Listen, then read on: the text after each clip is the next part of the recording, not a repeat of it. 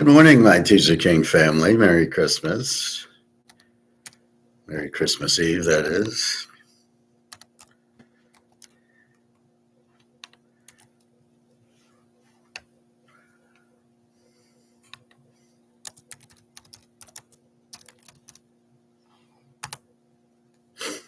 Hope everybody has a nice Christmas. Try to make you some money. You can go buy some more gold and watch it go up and up and up. So we're in the 72s and silver, 72.30 or so. Let me get my phone, and gold was over 4,500. It's come down a little bit today for no reason. It's just bullshit. Again, keep in mind, we talk physical. Most of the guys talk paper. Paper is way more produced than the physical. That's why we talk physical, and the price is much, much higher in physical world than it is in this paper world. We're very close to just being a physical market. I was asked at Toyota the other day, well, what's the all-time high for physical? And I said, there's never been a price for physical. It's the only asset that doesn't have a normal price. Well, oil also. They don't have normal price. They don't have a market price. It's totally illegal in a free market economy such as the U.S., which is capitalism, although we're not capitalism anymore. It's ridiculous. But if we understand what's going on, which we do, we know it's going physical thanks to BRICS and thanks to the U.S. bullying everybody and kind of forcing them to take the dollar, and everybody's sick of it. It's like the bully in school, and you're just like, okay, I've had enough. We're just going to ignore you from now on. So always the alternative. Oh, that's gold and silver. That they can't print. That they can't force us. There's no interest rates. There's no inflation. It's the perfect money. That's why they don't like it, because they can't. The U.S. wants to control everything with these fake wars and just trying to steal everybody's gold and oil. Sounds like Hitler, doesn't it? Just a second. Let me get my coffee.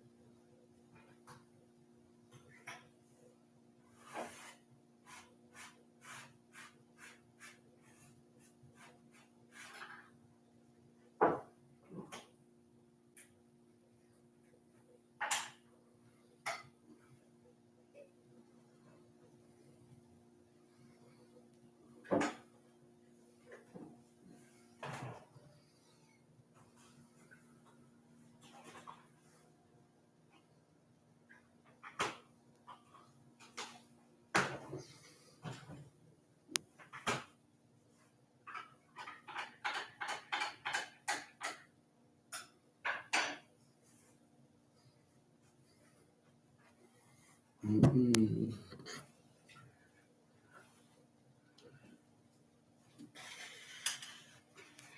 Okay. Sorry about that. Good morning, everybody.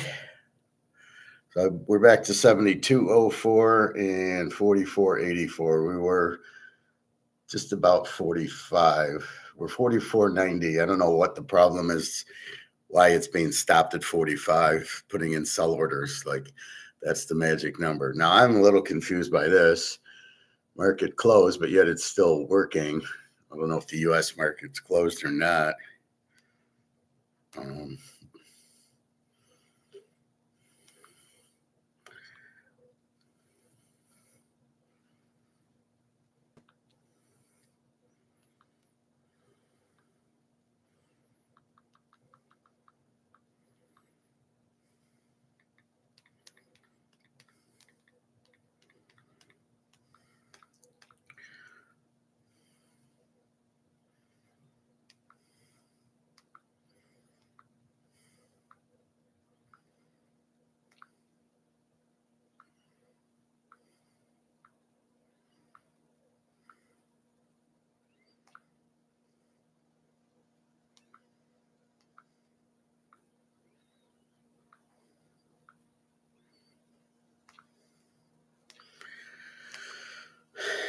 See, it's already jumped up to 72.09.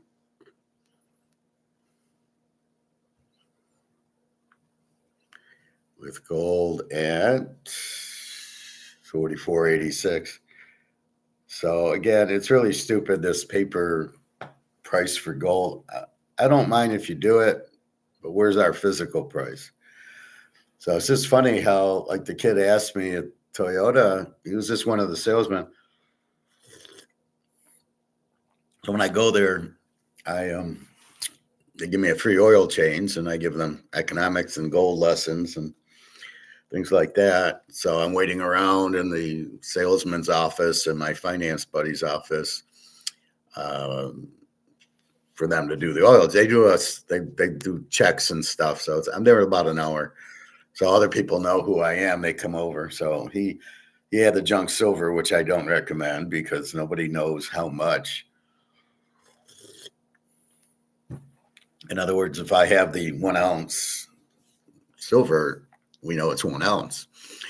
If I have a mercury dime, how many ounces is it?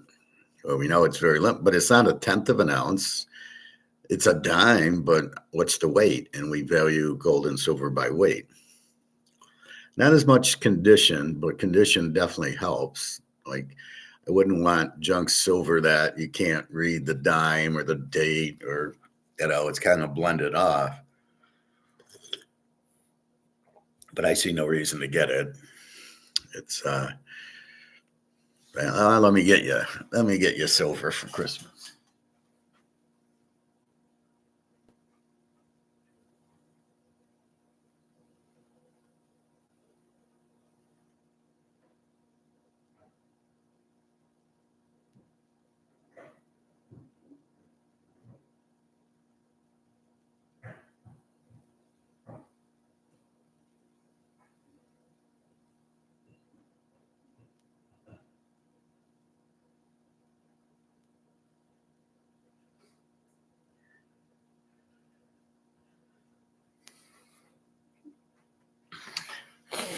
All right, let's have some fun. So this is, you can see, a 5 ounce 999 fine silver. And if you take it out of the container, it doesn't matter if it's in it or out of it, probably easier in it. And then it gives you fine mint, 5 troy ounces, 999. So nobody can argue, is it really silver? You can see it is. It looks silver, it's heavy. So this is 5 ounces. So why do I need junk mercury dimes and quarters and half dollars that are silver, but don't really say it? They just say 1960 on it or something. And here's the other thing that I really like. This is a 2 ouncer. This is a maple leaf. And it says $10 on it. And Queen Elizabeth, she got her name out there a lot. And you can see it's a double maple leaf.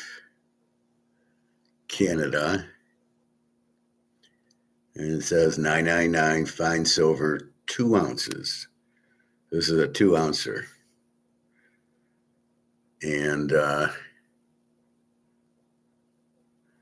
pure 999.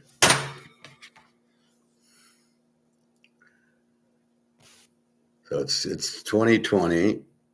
It's 2 ounce pure. And of course, we ignore the value of the $10. And the kid asked me, well, why does it say, like, my buddy had a 1 ounce maple leaf that he just bought. And he was showing me, and it says $50 on it. And the kid says, why does it say $50 on it? Oh, it's actually money worth $50, but the gold itself is worth $4,500. So you don't pay attention to the 50. Or here, it's $10, but silver is 72. We don't pay attention. So this is actually, I bought this at this is 2 ounces. I keep getting confused because I keep wanting to price it as 1 ounce. So it's 2 ounces. And you can see how nice and thick it is, but it looks silver. So why do I need junk silver when I can clearly give this to somebody and they see it's 2 ounces and they see it's pure silver. It only cost me, I think it was $30 an ounce at the time. So it's just $60. And I kept getting confused because I said, where's 30? Well, no, it's 2 ounces. So you, it's so cheap. Why do I need junk silver? Because you got to identify it. This is based on $72 an ounce. This is 2 ounces. That makes this worth $144. Not a bad return. Oh, gold and silver don't give you dividends or interest. Okay, I bought it for, let's say 30 an ounce, so it was 60. And now it's worth 140. Yeah, no interest or dividends on this, just the price goes up. Morning, Greg and John. Happy holidays to you too. What you doing for the holidays? Nothing. Normally I would visit the girls in Europe, but with the war going on, I might visit them in January or so. Can't really get a job. I don't know if there's any jobs available. I get a lot on Indeed, and I apply, and I always go, well, thank you, or even when they like, oh, let's talk, and I talk to the hiring manager, and she goes, well, I'll give you the to the hiring manager, and the hiring manager is probably scared of me, so I never get past that. The problem is I'm older. I got 25 years of experience, and the hiring manager probably scared I'm going to take his job, which is not my intent. My intent is just to get paid so I can buy more gold and silver. And so I know I'm not going anywhere. I did work at Tenneco for a few months, November to February, but since then, nothing. I did get my Social Security. I got a raise of $70. It's so funny. Well, inflation's 2%. In what world is it 2%? Anyway, so with that, Daria's got to work, and as we know, it's hard. I'll probably visit her in spring or summer. We'll see. Again, Jenna, I'll probably meet soon. It's just, no time. I'd go to Vegas, but not now. Vegas. Some guy on LinkedIn hit me up, and I'm saying it's empty. I'm on this guy from MGM, the president, Bullwinkle or whatever, and I'm just lighting him up. I'm going, you're an idiot. You've basically bankrupted your company. Great job. When are you resigning?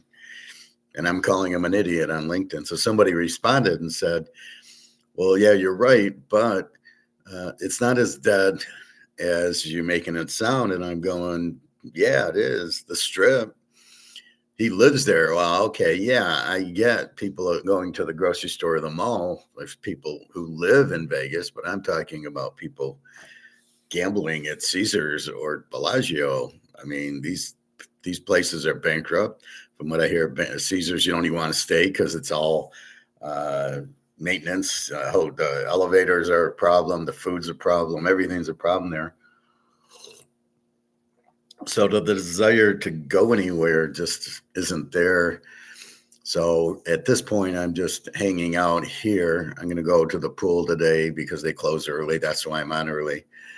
And I'll be watching the football tomorrow because I have Netflix. I don't know what they're thinking. The Saturday games aren't on regular TV. I don't know what they're thinking. You're a business. You want as much audience as you can get. Right. So that's why this is open to anybody, right? Anybody can come into class. I don't monitor it as far as only subscribers or anything like that. Why would I do that? I want to help as many people as I can or teach as many people. So the NFL, oh, good, we're making money. On one hand, they're making money from Paramount or Prime. On the other hand, they're losing a bunch of customers because we can't watch the game. So on Saturday, there's nothing, you can't watch it. Tomorrow, I have Netflix just by fluke. I didn't get it to watch football. I got it for Money Heist, but I don't have.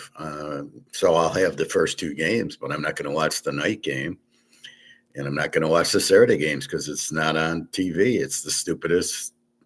The people there are as stupid as the people in Vegas. I swear we're getting stupider and stupider people in charge who are looking at the bottom line like Vegas. Oh, we can make money on parking. Oh, really? Is there a market for parking? You think there's a market for parking that you can charge and people will pay? No, there's no market for parking. Nobody wants to pay for parking, especially in Vegas. Um, that's just a joke. Or we'll charge $20 for a drink and $30 for a hamburger. Nobody wants to pay for that. There's no market for that. Well, we'll just get the one-time visitor who comes in and we kind of got him and he'll just stay in the hotel and that's the guy we're after. Well, they don't want that either. That's why it's empty. So the guy on LinkedIn saying, "Oh no, there's really people here," and I'm like, "No, there's nobody there. What are you talking about? There's people who live there, but there's nobody at the casinos. It's dead. The Sphere is going bankrupt. 2.3 billion of no market." That's what you see. The problem is when there's no market for something and they try to push a market like the Sphere. Good idea? I don't know. I've seen the surround sound and the what do you call the IMAX. I've been in that. Didn't cost me. I just paid for a regular ticket for a movie. I get to see a 50-year-old band U2 or the Eagles. Who gives a shit? I can watch that on YouTube for free. I really need to pay $500 a ticket for that? I don't think so. Well, you get to see, no. We don't care about that. So a few people go, I think the society's taking selfies and saying, look, I'm at the game, I'm at the movie, I'm at this, I'm at that. Look, there's a celebrity. Let me take a look. I'm with Joe Bob over here. I mean, it's insane. People are so weird right now, and people aren't learning anything. They don't know anything. They're not being taught anything. They're all blindsided by this inflation and everything else. So, so there's no, I'll probably go Jan Feb to Jenna wants to go to Greece. And we're waiting until summer, which who knows? So I'm not really waiting for her. If she does say we can meet, then great. Otherwise, I'm just, that's fine. And that's where I'll be. I'm fine. So yeah, I'll probably travel in Jan Feb. And right now, there's no reason to go anywhere. Just because it's Christmas, just another day. Yeah, it's a holiday, and I'll enjoy it. I'm going to go get my ribs in a little bit. I'm going to go swim. I'm going to go to the barbecue, and I'll carry out a slab of ribs for like dinner tonight and Christmas dinner. And I got some meat, so I will sloppy Joe also as a little side. And then I got my veggies, and I'll be good to go. Some muffins, some nuts, just snack food. And I'll be watching the game tomorrow, so that's fine. I'll probably do class at maybe whenever the game's on. I think it's on at 1, I think. We'll see.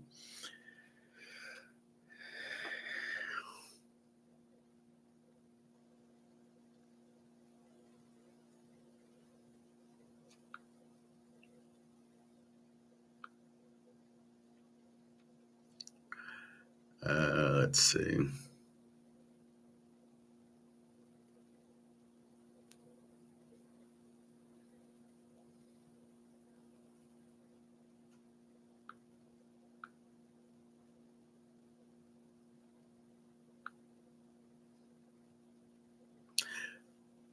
So I don't know what the market closed. So silver just went down to 71 from 72. What's today? Thursday? No, Wednesday. Just total bullshit. Just somebody ran an option. Yeah, that's a real price.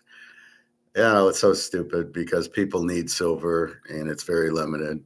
and same with gold. So the same option. Now this is just before 10 o'clock, so we know what's going to happen at 10 o'clock. There'll be a tunnel buying. All right.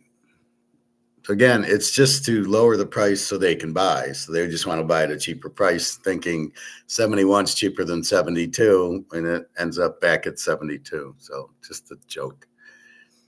All right, let's look at the NFL week 17. I've updated my grades, my defenses, and pretty much the quarterbacks that I know of. So if we start, we've got Dallas 7-15.5 over Washington. As far as I know, Dak Prescott's going to play. I don't know Washington's quarterback yet. We'll probably find that out soon. Let me go in. It looks like Johnson over Mariota, but we'll see. The spread tells you it's Johnson, and he stinks. What is he even doing in the league is beyond me. Who starts a quarterback for the Commanders? Oh, this is a video. I don't care about that. Why NFL Christmas games are only on Netflix? Yes, you need to. Let's read this one. Let's read the stupidity of this. Explaining the holiday football broadcast. On Christmas Day, the NFL will once again have two of its holiday matchups on the world's largest streaming service. Yeah, but for movies, not for football. Netflix is set to stream a full doubleheader on Wednesday, delivering exclusive football to its global subscriber base. Yeah, we know what it is. Following the previous year's success. How do you know it was a success? How do you know people bought Netflix for the football and not just for the movies? Streaming is integrating major music performances directly into the game day presentation. Who gives a shit? Snoop Dogg's, who cares? Headlining the heaven, okay. And Kelly Clarkson, oh, well, we really care about that. But why did the NFL make the decision to move its exclusive holiday games off of normal TV? Here's everything you need to know about the historic streaming deal.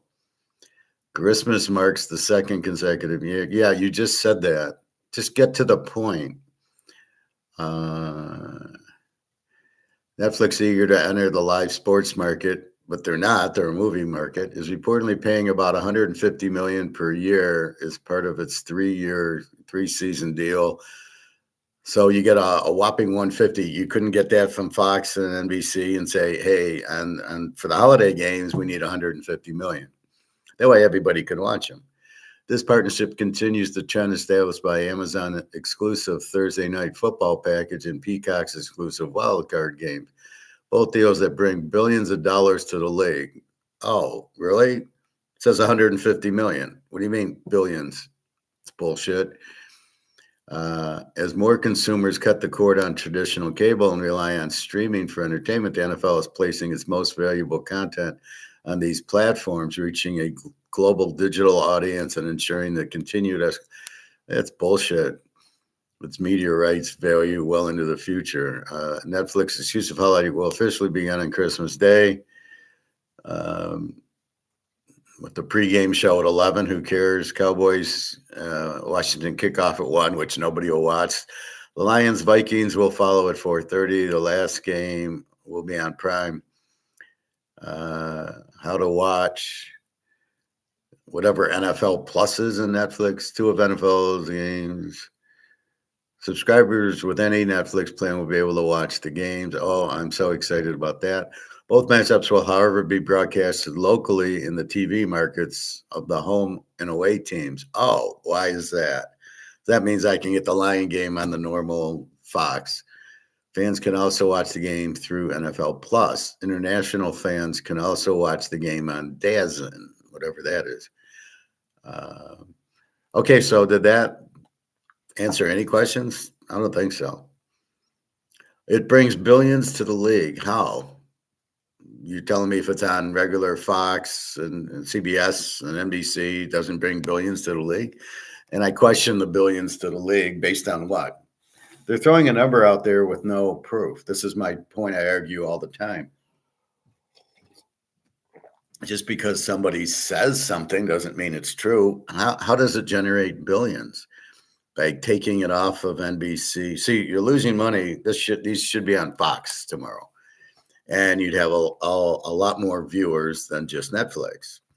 Well, it's worldwide. Well, so is Fox and the other. I mean, if Germany wants to show the game, they show it. They don't show the games there.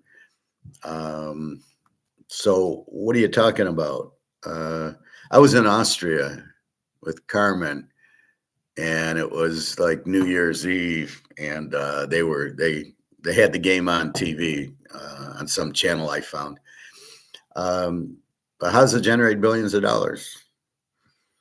Because you're taking away people that would watch Fox and NBC, and it's a substitute to Netflix, which costs money for most people. And if I already have Netflix, Netflix doesn't make any money from me. So Netflix is paying 150 million to show it. The league then says, well, all you people, you can't watch unless you have Netflix. People aren't ready to buy Netflix for these shit games. Or Prime or anything. So I don't know where the league thinks they're making money. Viewership, people, or are they just taking a chunk of Netflix? I don't. You're getting 150 million. How does that translate to billions? Well, it's worldwide. Well, nobody cares anyway. Nobody's sitting. You have to understand there's a time change. So Christmas Day at 1:30 is already 7:30, 8:30 through most of Europe. And then the 4:30 game is midnight. Ain't nobody watching at midnight the Lions and the Vikings. So I don't understand where it generates any money. Again, are you actually buying Amazon Prime to watch the game? No. But what they're probably counting is people who have Amazon Prime and just assuming they're watching the game, because I don't know how they can actually figure who's watching and not. How do they know if I'm watching Netflix to watch Money Heist or if I'm watching Netflix to watch the game? All you know is I've subscribed to Netflix, and that's it, not the other ones.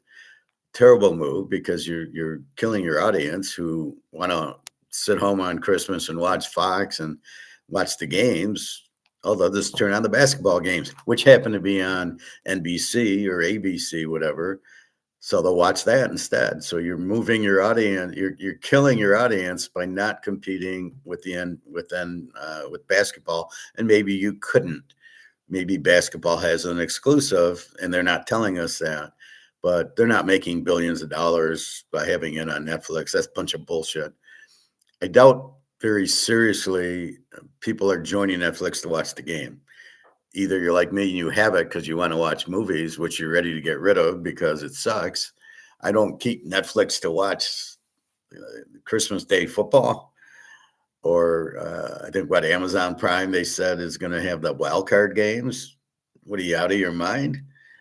So the NFL, they're like Vegas. Oh, let's charge more. Let's charge for parking and resort fees.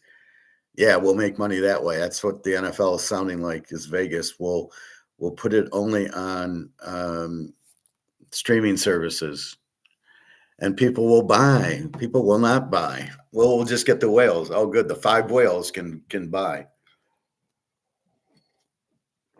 The whales probably have satellite, and they don't care anyway. I mean, the real rich probably, they get all the games or whatever, but most people, I don't know, gold can go to 50,000 an ounce. I'm still not buying Amazon Prime or anything. Just ridiculous. So let's go to news.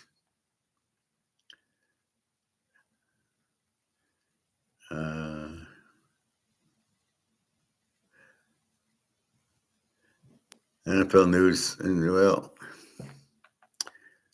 2 hours ago. Let's see if we got. I'm just curious about today's games.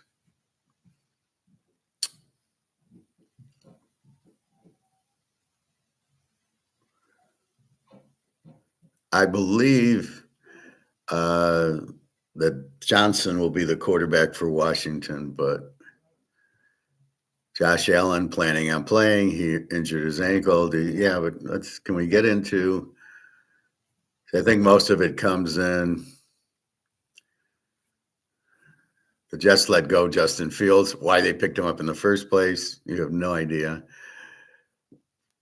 I don't see any news.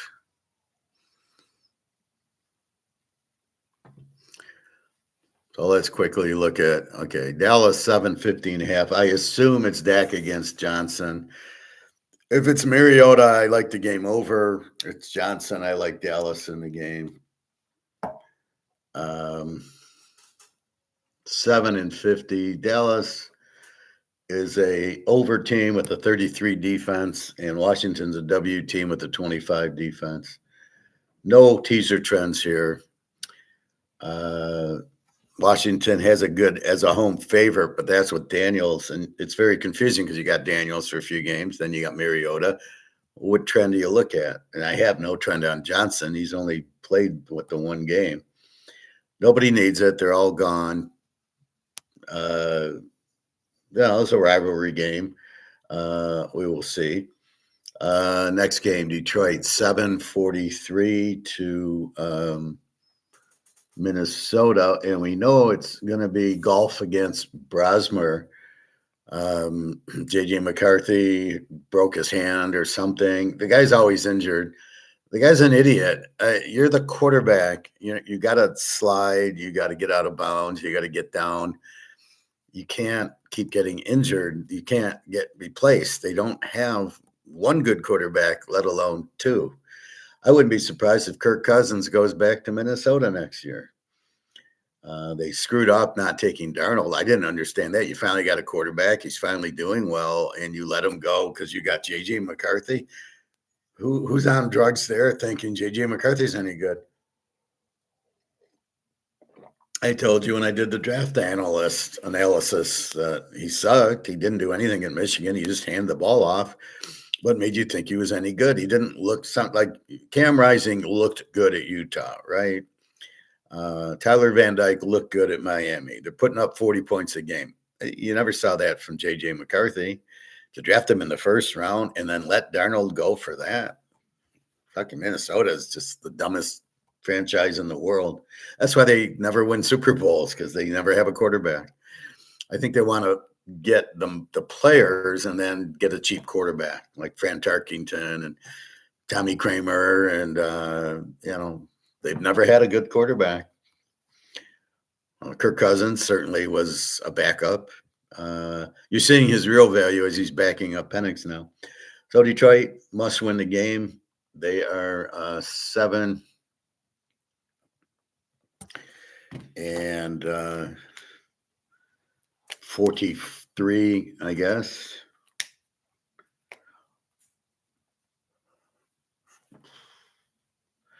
But they're in a must win. They have to win and then hope Green Bay loses, and then hope Green Bay loses the following week. And they must then beat the Bears next week, who may or may not have clinched because they got to play the Niners. And if they lose to the Niners, they'll need a win to win the division. So Detroit's a very long shot. Can they even beat Minnesota? They're going to struggle against this defense. Minnesota, an under team with an 18 defense.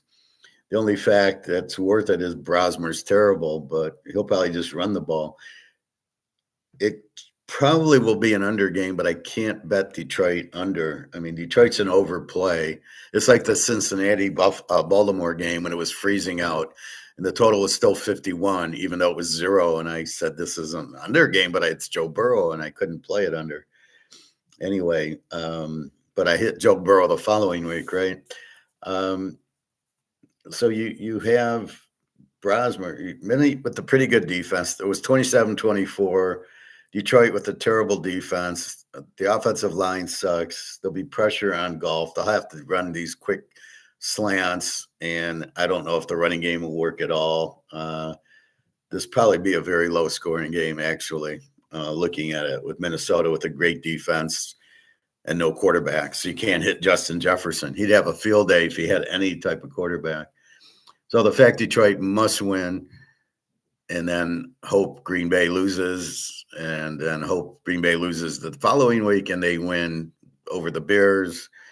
Lots of luck, but I think Detroit will play hard. That's the one thing I like about the coach. The team will play hard.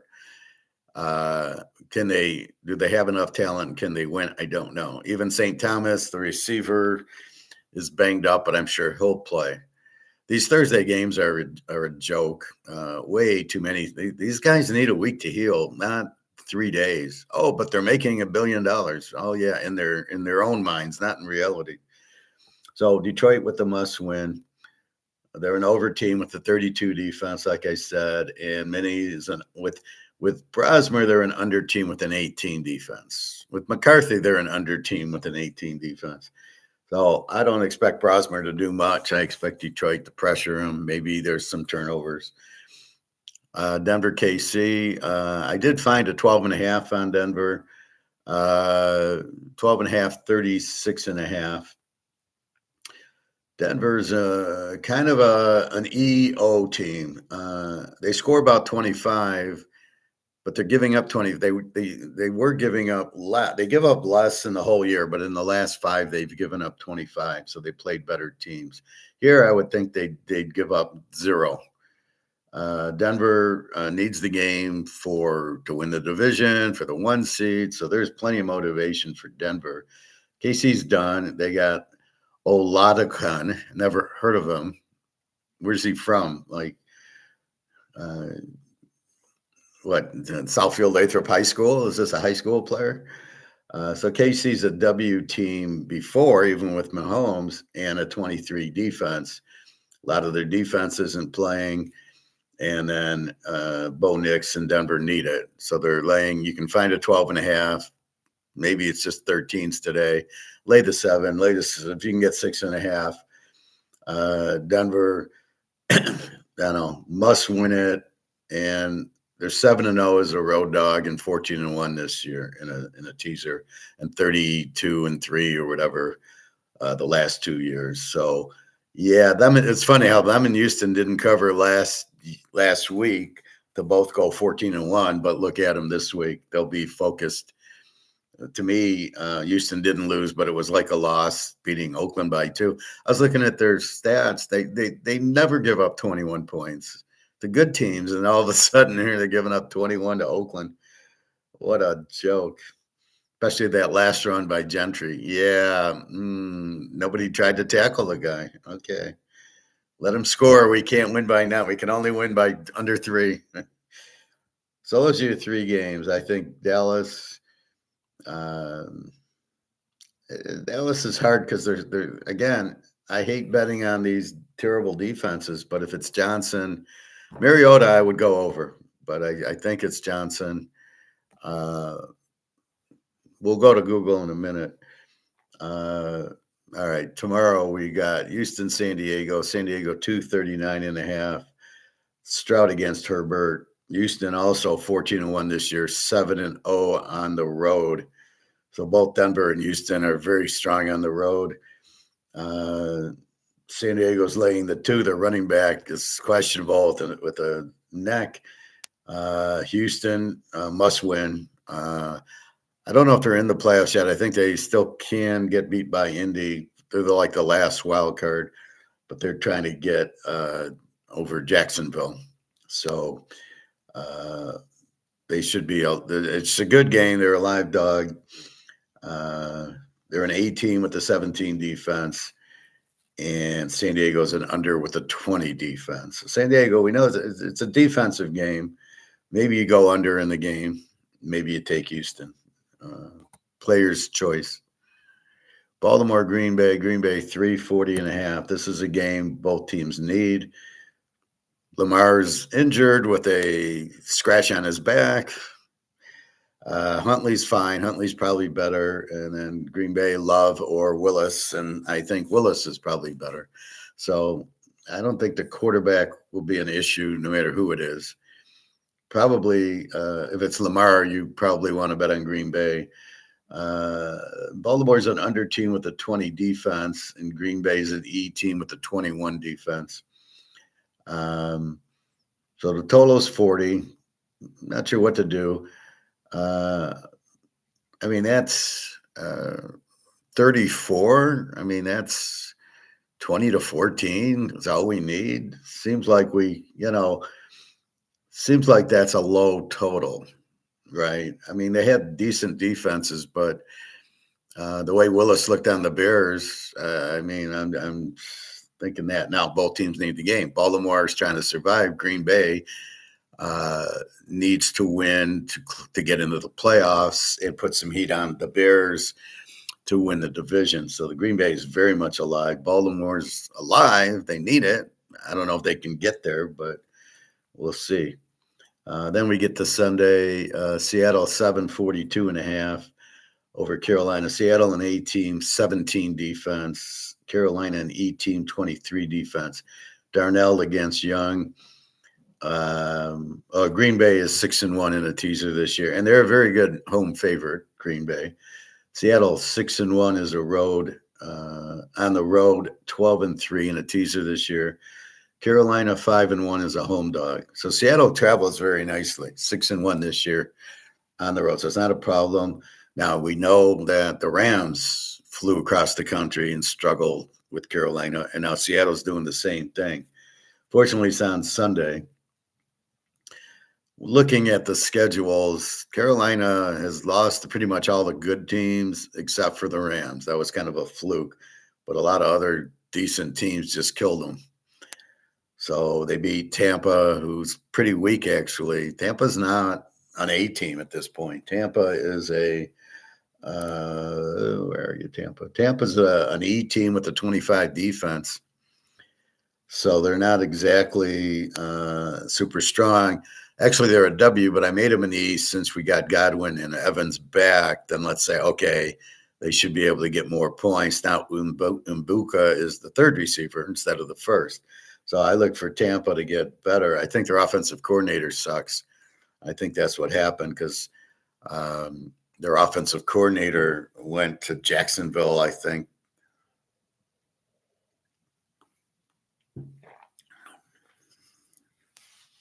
And so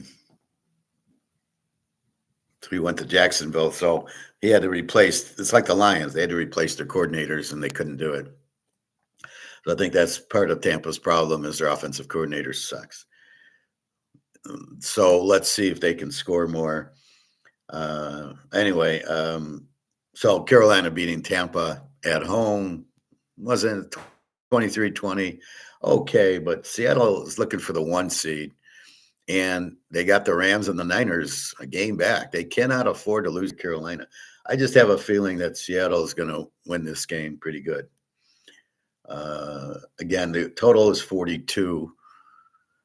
So we'll see. New England and the JETSs. New England, I see a 12.5, 13 on this game, 42.5. New England an A team, 22 defense. Drake May is looking much better than he has. The Jets, a Z team with a 32 defense. Play against the Jets this year, 13-2. Play on New England this year, 14-1. And New England is 7-0 on the road. So New England has no problem. The Jets are back with Brady Cook. So, oh joy, what a great move that is.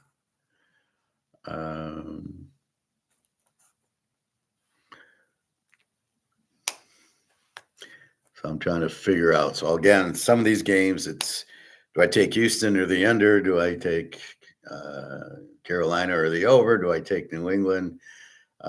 43. I think you just got to go New England, but it's 13 or 12.5. Tampa Bay 5.5, 46. They're both E teams with 25 defenses, Tampa Bay and Miami. The Baker against, I don't know. I think it's Quentin Ewers. I think they benched Tagliavua. I can't see going back to him. So let's say it's Ewers. Tampa must win. And I have no teaser trends on this.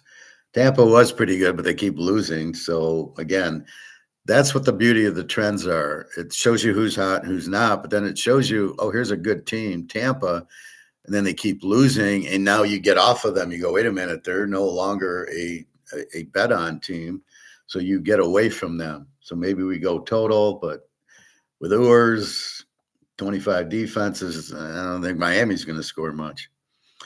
But Tampa needs the game to win their division, and then beat Carolina next week. Jacksonville, Indy, Jacksonville 6.5, 48.5. Lawrence against Rivers. Hard to believe Rivers is going to play in this game. Jacksonville an 18 with the 17 defense. And look at them last week against Denver. I love them as the dog, but I took the over instead. So good for me. But yeah, I had never intention of playing Denver last week. Indy's an under team with a 23.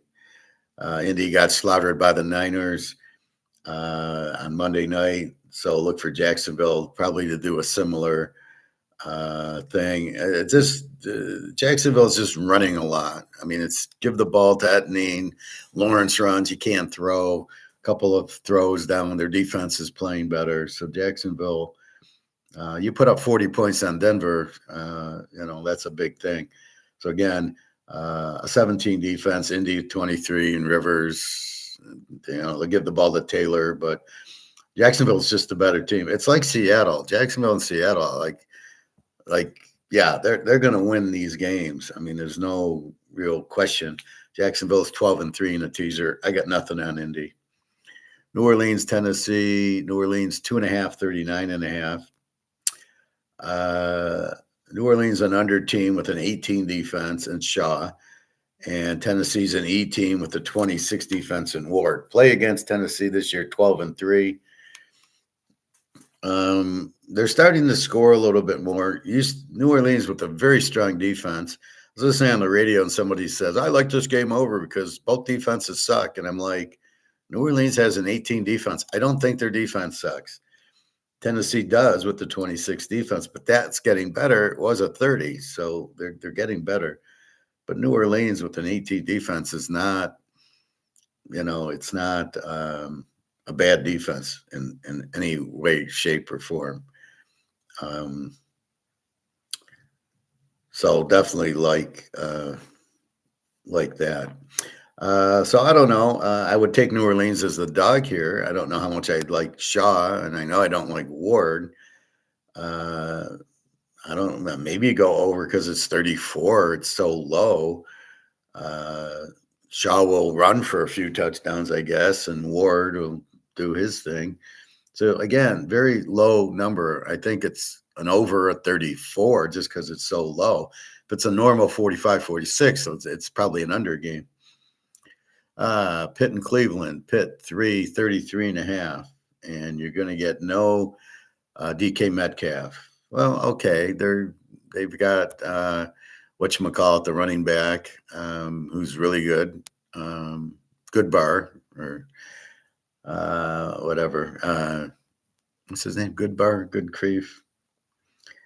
I don't know. Good running back, Aaron Rodgers. They'll hit the tight ends. They'll hit other receivers. Yeah, it's going to miss, but it's Cleveland. Look for Pitt. Then they got that running back Warren, and look for that. And, Pitt's missing TJ Watt and the other linebacker.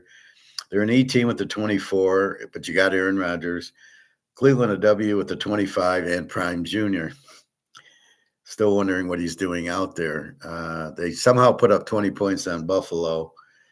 I think the only way you can play this game is over because it's fucking 33.5. And we can go over 27. That's 20-17. No, it's 17-14 is a winner. I mean, they're going to score in the game. Now, there is wind here. We'll talk weather after. So maybe because of the wind, we can't go over, but still, we'll see. Pitt needs the game to clinch the division. Now, they might not. If Green Bay beats Baltimore, Pitt wins the division, and there's really nowhere for them to go as far as they're only 9-6, so they could finish 11-6. It isn't going to get them anywhere. So if Baltimore loses, Pitt wins, maybe we just bet the over or under or whatever in the game. Arizona, Cincinnati, meaningless game. Cincy 7, 53.5. Arizona's Z team with the 32. Cincinnati an over team with the 25. Burrow against Brissett. Play against Arizona 14-1 this year. And play against Cincinnati 5-1 on the road. Or no, play against Arizona 5-1 on the road. Cincinnati really doesn't have trends because it's been Burrow, and then he's hurt, and then he's back. And I got a feeling Cincinnati will kill him here. Arizona with the 32 defense going against Joe Burrow. He should have a field day. Prophet, how you doing? Yeah, well, I got to go to the pool. They close early today, and then I got to go get my ribs. So yeah, I'll be doing things a little earlier today,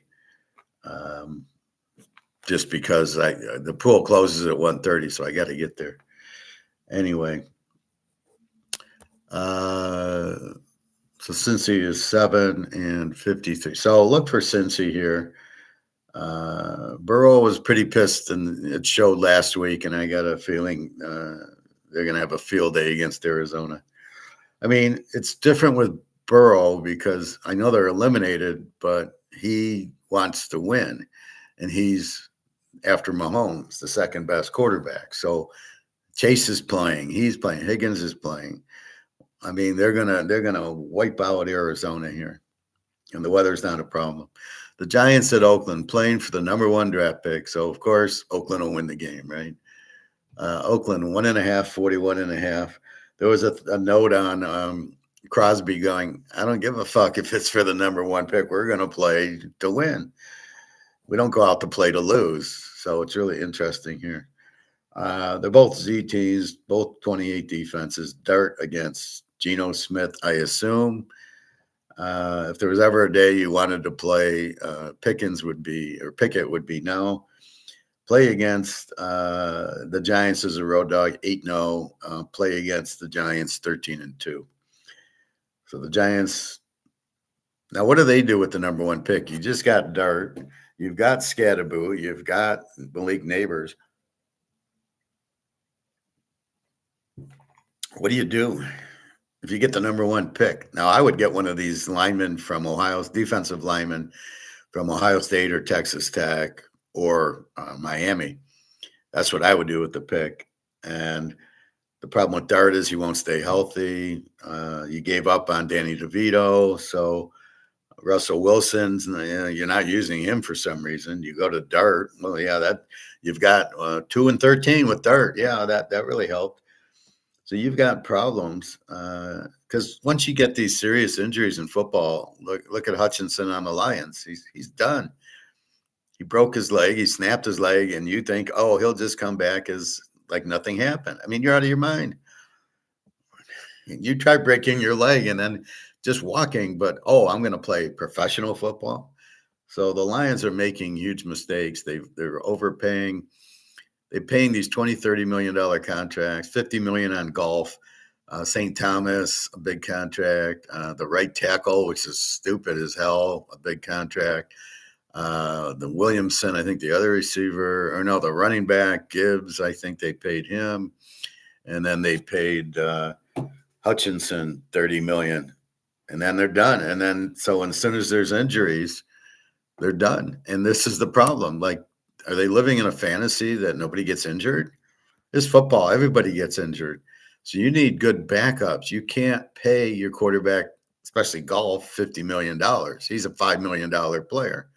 He's up there, just like Atlanta paying Kirk Cousins $40 million. He ain't even their starter. This is exactly what the Lions are doing. If you had Daniels or Golf, who would play for Washington? Daniels would, of course. So you're giving Golf $50 million, and then you wonder why you're getting guys from the grocery store in the secondary and on the defensive line, and the offensive line sucks. And they should beat Minnesota, but they'll be light, and then they're going to get killed by the Bears. And you just and they give the GM the executive of the year because he drafted some first round players that actually were good. And after that, he has no idea what he's doing. Anything after the first round, he's trading for Tesla in the third round. He trades 2 Georgia defensive players for a wide receiver. who's okay, but wide receivers are a dime a dozen. Without an offensive line, you're fucked because you can't run, you can't pass. So I don't care who you have as wide receiver. Uh, so that's why you can't spend 50 million on your quarterback. You've got to have a good defense and backups. You got to have money to pay the backups to get good backups when your defense gets injured. There's something about the Lions that get injured 20 times more than any other team. The Niners got injured and they're going, they're 11-4 going for the 1 seed. So the Lions, again, it was a hard schedule and the injuries, but you've got to prepare for that. You can't. It's like us preparing for the inflation that's happening. We get out of the dollar, we go into gold and silver. We're prepared. That's what you do. You prepare for it. Uh, all right. So again, I don't know how you even bet this game. Maybe you bet it under Dart against Smith. Although what the hell happened last week? Um, Smith playing for his contract. All of a sudden he woke up. I don't know. Over under 42. I got over here just because both teams suck. Philly Buffalo. Buffalo's down to 1-44. We've got Hurts against Allen. We've got Philadelphia an A team with an 18 defense. Buffalo a B team with a 23 defense. Buffalo's very good at home. Play against Philly this year, 13-2. Take Philly this year, 12-3. Play against Buffalo as a home favorite this year, 5-0. Probably be a tight game. It's supposed to be a windy game. Total of 44. It was 45. Hard to go under in a Bills game like it is in a Cincy game or a Lions game. These teams with the explosives offense, it's hard to, let's bet them under. Philly gets Jalen Carter back and Johnson, the tackle back. So they're both going to play. So Philly looks at it as a big game. Buffalo's probably scared. Josh Allen hurt his ankle, but will play. It's hard to say. I think Philly's a live dog here. Now, Philly's clinched the division, and they really have nothing to play for. They're 10-5. They can go to 12-5. Ain't gonna, the Bears are 11-4. The Niners 11-4. The Rams 11-4. They're all gonna, and Seattle's got 12 wins, I believe, already. Seattle 12-3.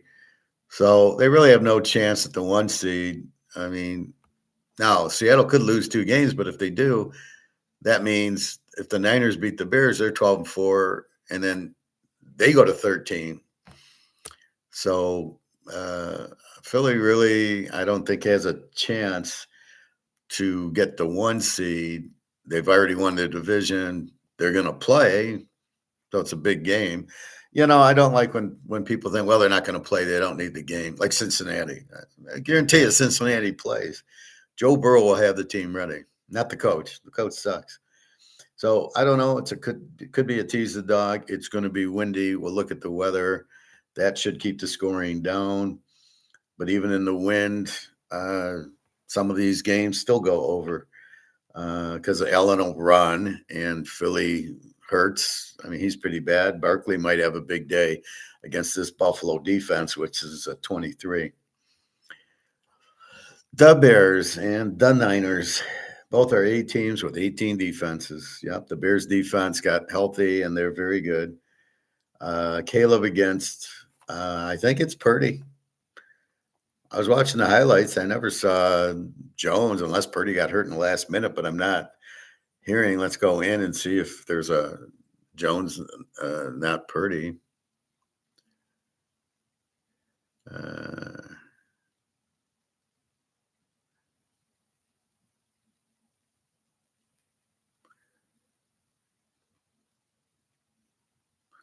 It doesn't really say that he's. Oh, wait, let me look at the injuries.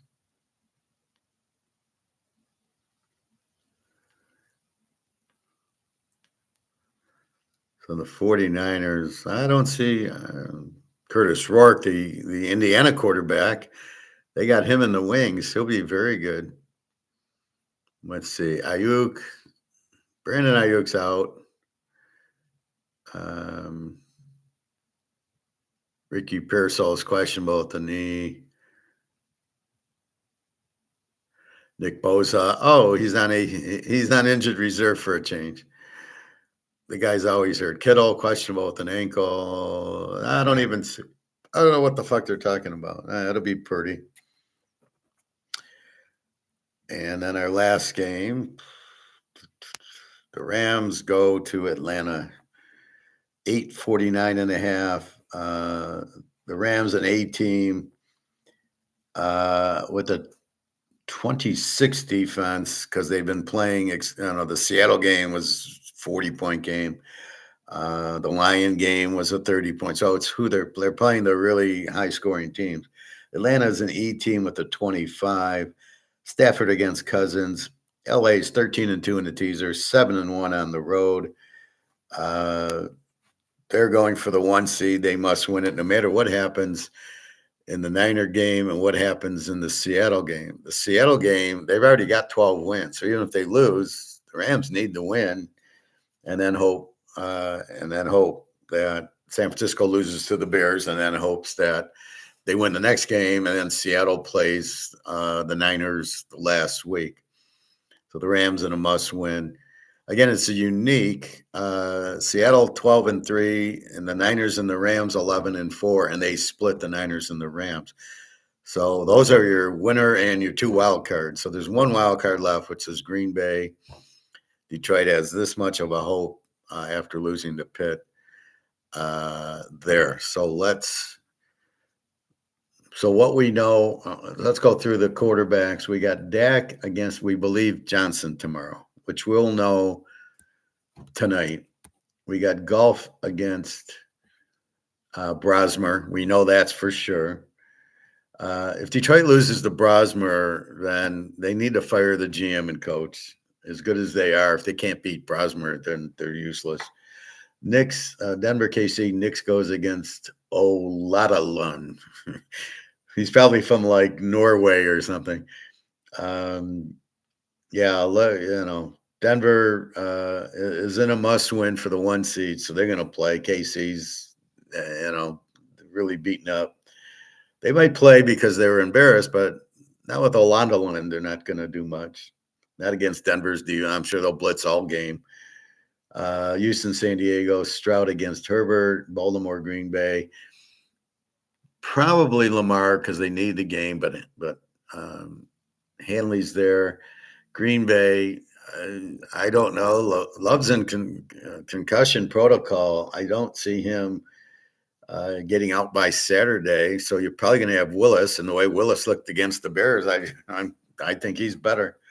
I don't know. He sucked. All of a sudden, he can throw, and he's making these little option runs, and I was like, wow. So it's probably Lamar / Huntley against probably Willis. Either way, I would think you're going to get points in the game. Seattle, Carolina, Darnell against Steve Young. New England against the Jets. May against Steve Cook, the bowler from the 1980s. He won the Firestone Tournament of Championship, beating Earl Anthony. I remember he threw like 11 strikes in a row to win.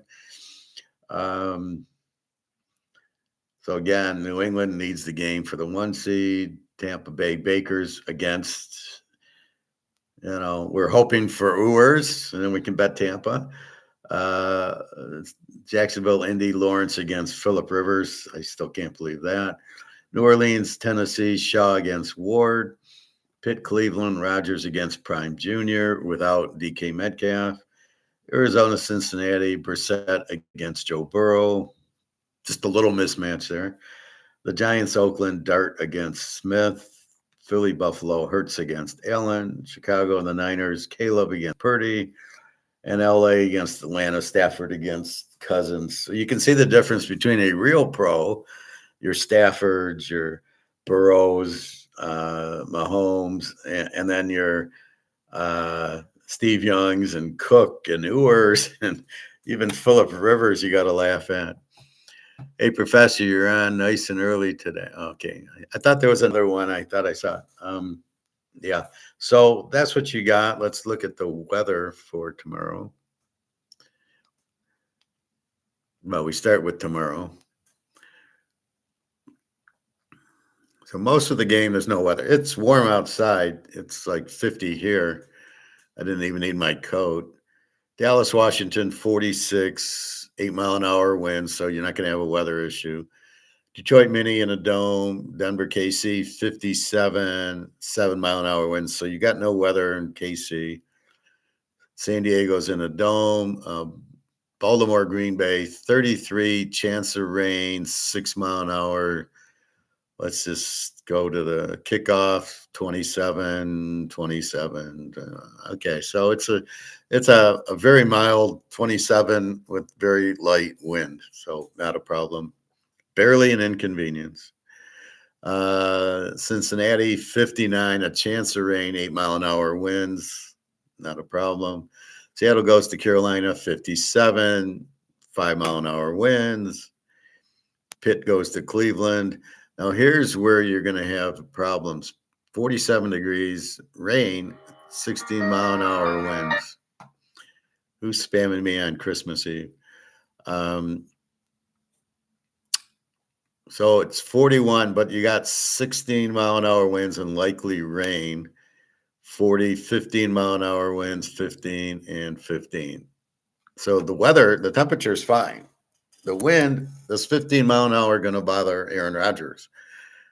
Does Aaron Rodgers even play? Does Pitt? Well, I'm sure he'll play, but does if Baltimore loses, Pitt doesn't need it. And then I might go the total on the game's 33. So we do have wind, but not cold, and we got 33, which you think you go over 27. It's not that windy, and they have other players in Cleveland. Yeah, their running back broke his leg. They got another one. Prime Junior. All he wants to do is run. Pitt does not have that defense that when TJ Watt's playing. So it's 25 defenses. You're going to get points in this game. The wind's not too bad. So it's going to be warm. So you're talking about 27 points, 17-10. I mean, are we not going to get to 17-10? I mean, just on a kick return or a pick six, you're going to get points. All right. New Orleans, Tennessee, we don't care. 68 in Tennessee, 11 mile an hour winds. Jacksonville, Indy in a dome. Tampa Bay, Miami is 78 and low wind. No hurricane there. New England and the Jets, 31, likely rain, 6 mile an hour wind. So really, you're going to get a little rain. Who cares? And then that really doesn't affect the game. It's when it's very windy and very cold, and we got 31 and 6 mile an hour wind. So no problem there.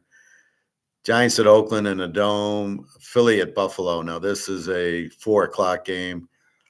39 and not windy. So this has changed because I had this as windy, but it's 33, 6 mile an hour winds, 31, 6 mile an hour winds, 39 mile an hour. So there's no wind. I'm taking the wind off. Now this is an over game. 44. Why is it going down? Philly will get 20. Buffalo will get in the 20s. I mean, it's a 50-point game. Philly's defense isn't all that. It's pretty good. Carter's back. But you're not going to really stop Josh Allen. He's going to run for yards and throw. They're pretty good at home. Again, an 18 defense and a 23. Philly should score in this game off of Buffalo's weak defense. Buffalo will score against anybody. With Josh Allen mostly running. So, again, I would think 44 over 38. Philly really doesn't have anything to play for. Buffalo does. Buffalo's trying to win a division. The New England game is at, I think, 1 o'clock. New England's at 1, and then Buffalo's at 4. So Buffalo will know, but it's a 1-game lead for New England. So if New England wins, and they will, then Buffalo's going to have to win to then hope they can catch them the last week of the year. So look for New England. So this is when I won that 11-team teaser. It was like this week and the next week. These teams had to win to make the playoffs. Both 1 and 2 seeds in both leagues had to win.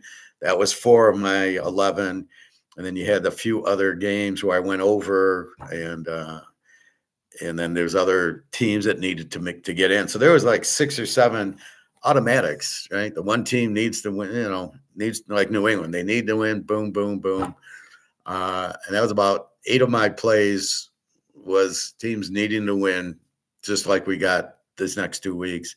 Then the other 3 were the Florida State even against Auburn, the Michigan State beating Stanford in the Rose Bowl, and they won straight out. And then the other was UCLA over Virginia Tech, where Virginia Tech had that shitty quarterback. And UCLA had that good running quarterback. So that's how you get to the 11. Again, if you spot the game, they need to win. Boom. Just like, now Cincinnati doesn't need it, but if we go, Denver needs it, right? And they play a weak KC. Detroit needs it. They play a weak Minnesota. Boom, boom, boom. Now, Dallas, Washington, you don't know what to do. And we'll see if Pitt needs it. And then Philly, Buffalo, Philly doesn't need it. But if Jalen Carter's playing, then I guess I think they're like looking at it as a challenge. We don't need it, but we're not going to just quit. Like Max Crosby's going, hey, we're not going to lay down for the one pick, for the one first draft pick. They'll probably lose, but they're not going to lay down for it. They're just inept. All right. Sunday night, the Bears and the Niners, 52, 6-mile-an-hour wind. We get no weather. And the Rams at Atlanta is in a dome. So there's really no weather. Pitt, Cleveland, the winds died down there. That was supposed to be windy, but even here it kind of died down. We had a lot of wind earlier in the week, but now I go out and there's nothing.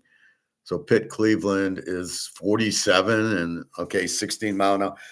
Will the wind do it? Well, Prime Junior just runs, so the wind's not going to affect him. And Aaron Rodgers, I think, can throw through the wind. I don't think it'll be so bad. Now, about kicking, we'll see. But, you still have Myles Garrett out there and those guys, which does make it difficult.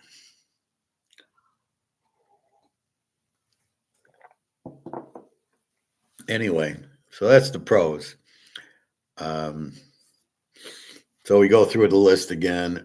Dallas, Washington, nobody needs it. Detroit needs it over Minnie. Denver needs it over KC. Houston, San Diego, they both need it. Baltimore, Green Bay, they both need it. Seattle, Carolina, they both need it. New England needs it for the 1 seed. Tampa needs it against Miami. Jacksonville needs it. Indy, I think, is mathematically in there, but Jacksonville needs it to clinch the division. New Orleans, Tennessee, they couldn't even join the Big Ten. Pitt, Cleveland, Pitt will need it if Baltimore wins. If they don't, Pitt's in. Arizona, Cincy, nobody needs it. And the Giants, Oakland, it's reverse. The team that gets it loses the first draft pick. Here's where you'll see, they'll put in some guy from the crowd as the quarterback. Hey, Lenny, yeah, you're selling hot dogs. Come on, we need you to quarterback and throw a bunch of interceptions. We need the number 1 draft pick. Philly, Buffalo. Philly does not need it. Buffalo does. Chicago, the Niners both need it, mostly for 1 seeds, and the Niners to win the division. And LA, Atlanta, LA is looking for the 1 seed, must win it. Atlanta sucks. Hey, Ryan, how are you today? Merry Christmas. Merry Christmas to you also. Well, thank you. I hope you have a good Christmas. Enjoy. Make that money. Well, I've been red hot the last month or so. I was 11-2 last week. College is just, I don't know what's going on there. Anyway, that's the pros. And again, we know for sure the Minnesota quarterback's going to be Brosner. KC's going to be Olindiani. And Baltimore, Green Bay, we're waiting. Cook for the Jets. we believe Urs for Miami, but it's still early in the week for that. College yesterday. Where's my buddy Alex with his Louisville play? Um, you're supposed to ask me before you make the play, not after. And it jumped from 5 to 11. And this is why you don't trust the sharps. I don't know why the spread jumped. I guess the Toledo quarterback wasn't playing, but I warned you that the backup was fine. The backup did good, and they were down, and they came back, and Louisville won 27-22. I liked the under in the game, but I didn't play it. I thought Toledo was a good play. I didn't get the Louisville part because I don't like Miller Moss, the quarterback. So Toledo covers, and the under was good in a teaser. Western Kentucky beat Southern Miss 23-7. I took the over in the game. Two strong over teams, and Southern Miss gets 7 in their quarterback played. I give up. And UNLV, an over team, plays Ohio, and I take UNLV even because Ohio, I don't know, and 20-7 Ohio. So you got over teams, Southern Miss scoring 7, and Vegas, a big over team scoring 7. Can somebody explain what the fuck's going on with these games? It's like they don't care. They're not trying. It's not a big game.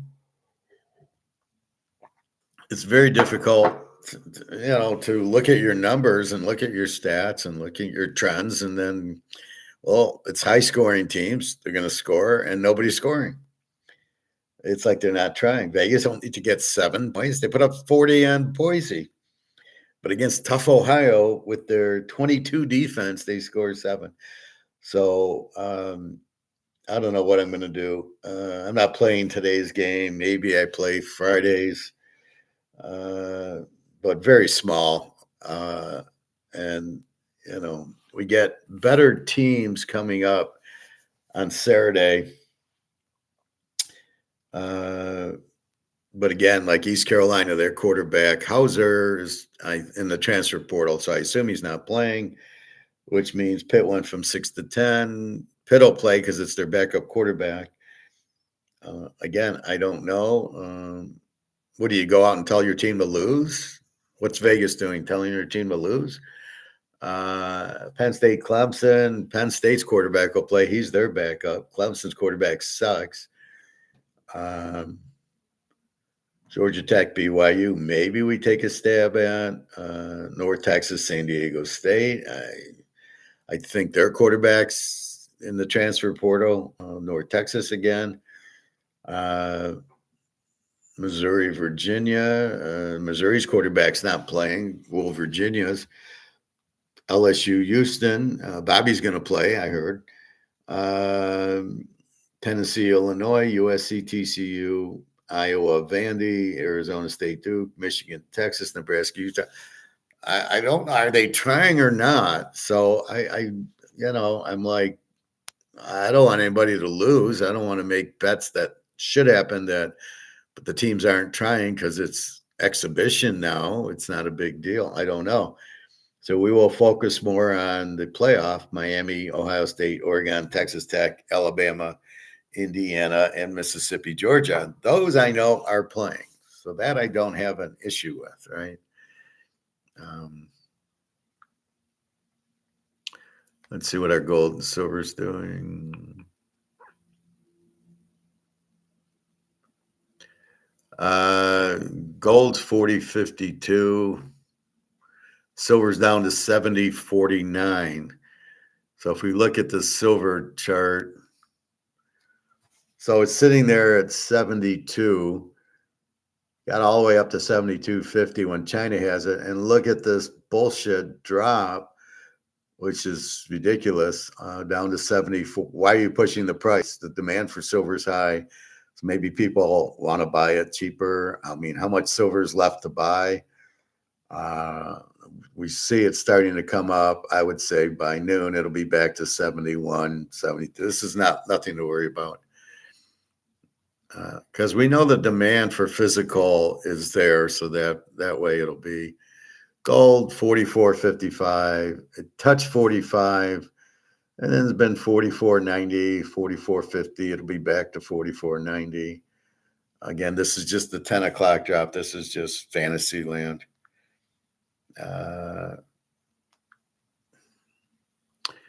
Any videos?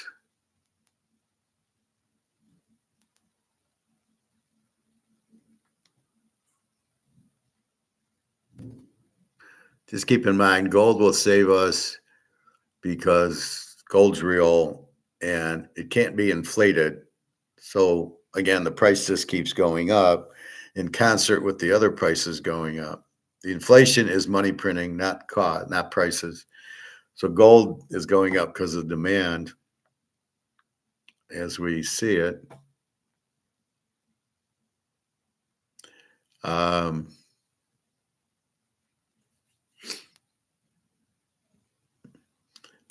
Why the rich are going broke? The rich are going broke because they're idiots. They're like leveraging their money. This is a pretty good video. So basically, a rich guy really has no money. He's just leveraging it, and he's getting a loan on his money because he doesn't want to sell stock. So it's like a tax thing. So you got a million shares in Amazon. So you're worth a lot, but you don't want to sell the shares. So you go to a bank and they give you a loan on the shares, a low interest loan, because the shares are there, and you got that. But then interest rates go up, and then the shares start falling, and then you got your leverage. So you got to come up with the money. That's the problem with leveraging. That's why you want a gold ounce, buy the gold ounce. You want stock, you want 1,000 shares, buy 1,000 shares. Don't do leverage. The leverage is extremely risky and just about always will end where you're broke. I don't know too many things because you're too greedy and you're too stupid. You don't know when to sell it. And so you keep it out there and it's highly leveraged. And then look at Comex, the shit's hitting the fan and they're all going broke of that. And that's the same thing here. We can watch a few minutes of it, but it's basically that theory where the people aren't actually taking it's like Zuckerberg. He really isn't rich. He just has his stock is worth a lot. And as soon as the stock crashes, he'll be poor. So he doesn't really have $1 billion. He just has it in stock. Same thing with Tesla. Same thing with all these idiots. They're rich because their stock is way overvalued because their stock's worth 100 and it's selling for 500. Look at Netflix. Their stock is selling for like 900. It's like, why? Their channel sucks. The movies suck. I'm ready to get rid of it.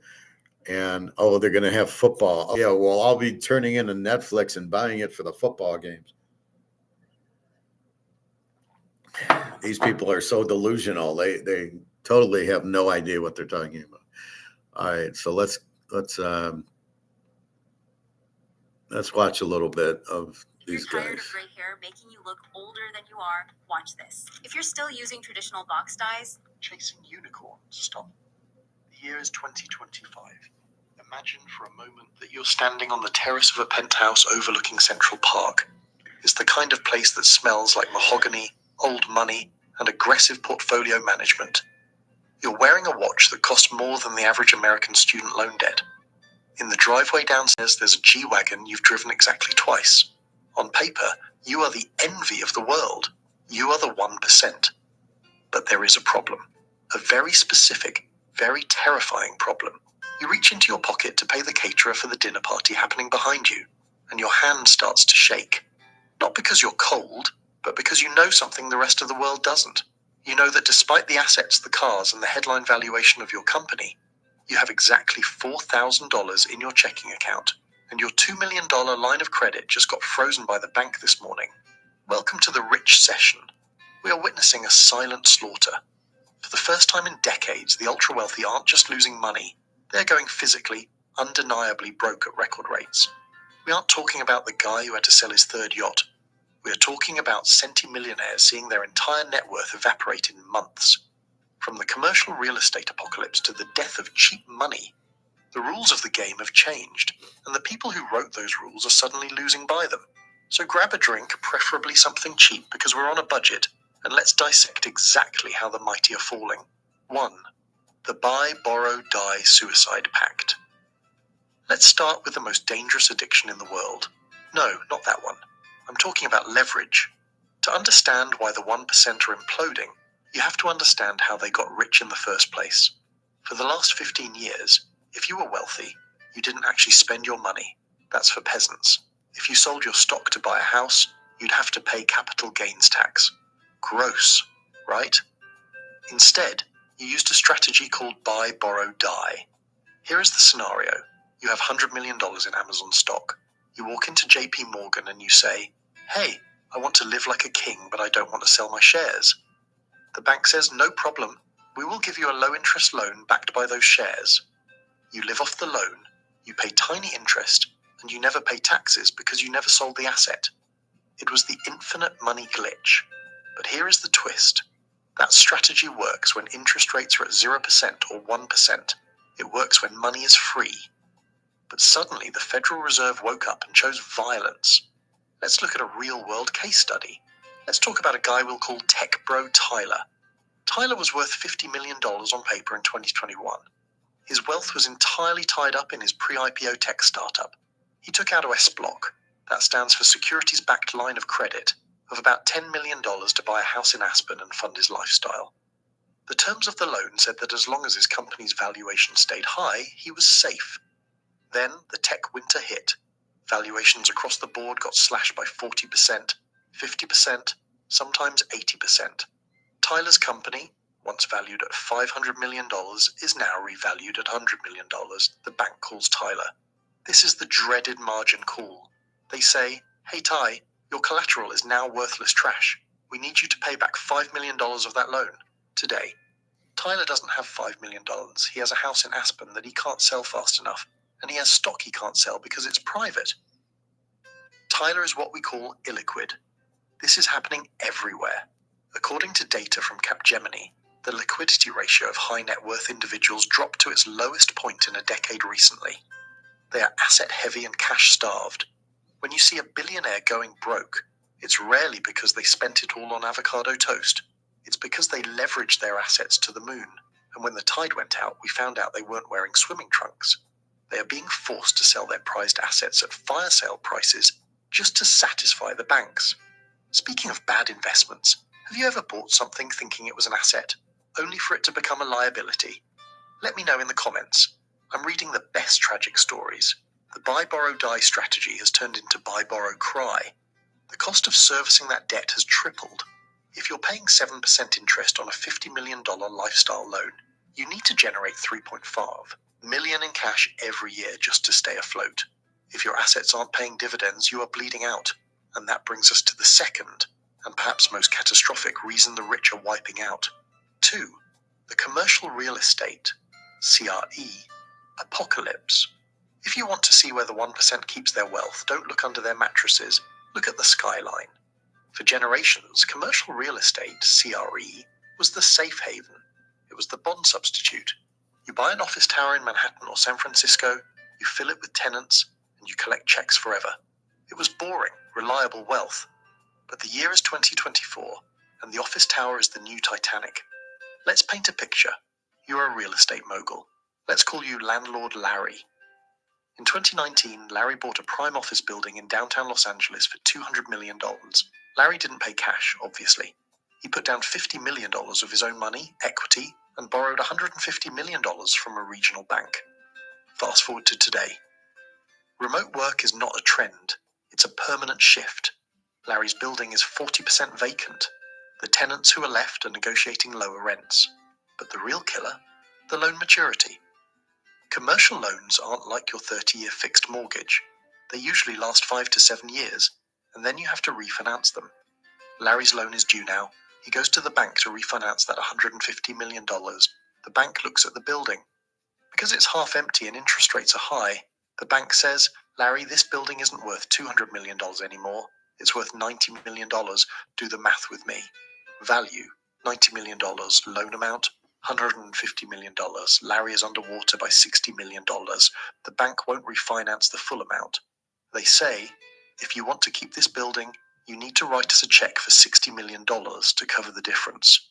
Larry doesn't have $60 million lying around, so what happens? He hands the keys back to the bank, he walks away. And just like that, his initial $50 million equity, his actual wealth, is gone. Poof. Zero. This isn't a hypothetical. This is happening right now. In San Francisco, huge towers that sold for $300 million a few years ago are selling for $60 million today. That is an 80% wipeout of wealth. In New York, syndicates of wealthy doctors, lawyers, and investors who pulled their money into these safe deals are seeing their entire investment written down to zero. The Wall Street Journal reported that trillions of dollars in CRE debt is maturing by 2026. This is a ticking time bomb for the upper class. The limited partners in these deals, often the top 1% trying to diversify, are getting capital calls they can't meet. Dr. Gundry, can age spots be removed? Absolutely. A common mistake is thinking that The top 1% trying to diversify are getting capital calls they can't meet. Imagine getting a letter in the mail saying, hey, remember that $500,000 you invested in that office park? It's gone. Also, the building needs a new roof, so you actually owe us another $50,000. That is the reality for thousands of wealthy investors right now. The asset class that created more dynasties than anything else in history is currently acting like a paper shredder for net worth. And the worst part, because these investors are accredited, nobody feels bad for them. There are no government bailouts coming for the guy who owns a 40-story empty building. They're on their own, and the vultures are circling. If you're enjoying watching rich people lose money, or if you just want to make sure you don't lose yours, hit that subscribe button. Well, we enjoy it, but we won't lose because we have gold and silver. We aren't stupid where we leverage everything. That's the problem when you leverage. It looks good at the time, but then the music stops. As Die Hard 3 guy says, Jeremy Irons, the music stops and then things change. And this is the biggest problem. This is why you understand Austrian economics. What's a market? People buying what you're selling, or people selling and there's buyers. So there's buyers and sellers get together. I'm going to sell my Canadian club and somebody's going to buy it. That's a market. However, the market changes. And that's where these guys are. It's way over their head. When the market changes, they just are too stupid to understand things have changed because the people get them into these leveraged situations where you put down $1 and it's worth 1,000. We're seeing it in gold and silver now, where all these options are falling and all these banks are going bankrupt because they're now having to deliver physical metal, which they don't have. That's the problem. So you've got to be adept at the market changing. And if you're in gold and silver, you have no worry about if you're in physical, right? So if I have this, I can't lose. It can't, the paper price might go down. The physical price is not. And I have it. So it's not a leverage thing. I didn't pay $1 and now it's worth 70. I paid 25 and now it's worth 70 and this is worth 70. There's no margin calls. We own the physical. And is there a market for this? Well, the market just got a lot stronger. The demand for this went up. So we're seeing the iceberg hit the ship. We're seeing the need for lifeboats, and we're in our lifeboat. And this is the point. If you're in your lifeboat, if you understand the market changing and you understand, and you're not on margin, because it's the stupidest thing you can do, it's good at a time until the market changes. We saw it in Attack on Wall Street, where all of a sudden nobody was paying for their mortgage, and the mortgages they were deleting, and the guy lost his 60 grand. And we see it in the Margin Call movie with Jeremy Irons. Well, the music stopped. Well, didn't you know the music was going to stop? I have a feeling, if you read between the lines watching that movie, that he knew the music was going to stop and he knew he was going to fuck everybody over. It generated all these sales, and then he knew the music was going to stop. And he said, just dump it all. Now that was, I think, planned. I think he knew that was going to happen based on some comments he made. Like Debbie Moore said, "Well, we told you about that," and he's kind of like, "Yeah, I know. I knew it was going to happen, and I knew I'm going to fuck everybody over who has our certificates or whatever the hell he's selling on the bonds. They're all mortgage-backed security." But the fact that you're lending money to people who can't pay it, thanks to Clinton, you're fucked. So I don't know. I thought they were just really stupid, but now I'm thinking they're just more immoral, where they are taking people and they're just screwing everybody. We don't care. We just won't pay out on them. Like Attack on Wall Street guy, he just lost his 60 grand. He wasn't even on margin. So you've got to understand what's happening, and the dollar's collapsing. New market, gold and silver. We have jumped in on it. We are in on the bottom of the gold and silver, taking the elevator up. We understand that's what's happening. We understand that's the new market. We're in front of this market going up, and everybody else, it's its all-time high. I better sell it. Da da da da da. No, it's not even close to its all-time high. In paper it is, but we're talking physical, and it's very limited and very much in demand. And if you can find something else, very limited, very much in demand, buy it.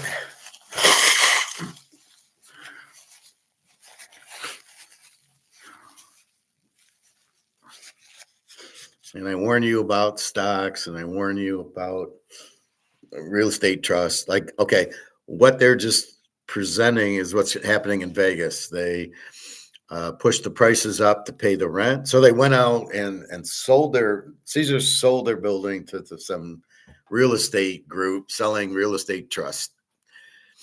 And it works fine as long as Caesars can pay rent. But Caesars couldn't pay rent, so they raised their prices to try to be able to pay rent. But the problem is you forced everybody away. Now you have no customers and you can't pay rent. So anybody who bought a real estate trust and put their 60 grand, I'm going to buy Caesar's Palace Trust or whatever, they're all going to lose. That's all going to zero because they can't afford to pay the rent. And as soon as the music stops, they can't pay the rent. The real estate trust goes to zero. And again, you're leveraged in. Well, I bought, with $100, I bought 10,000 shares or whatever, just like these derivatives and options in the COMEX. They're leveraging. And then when it starts going the other way, when everybody wants gold and silver, that's it. So when we look at the silver and gold price in COMEX, and we know it's just bullshit. We know it's people who are going broke because they have to pay the leverage, they have to pay the margin call, they can't.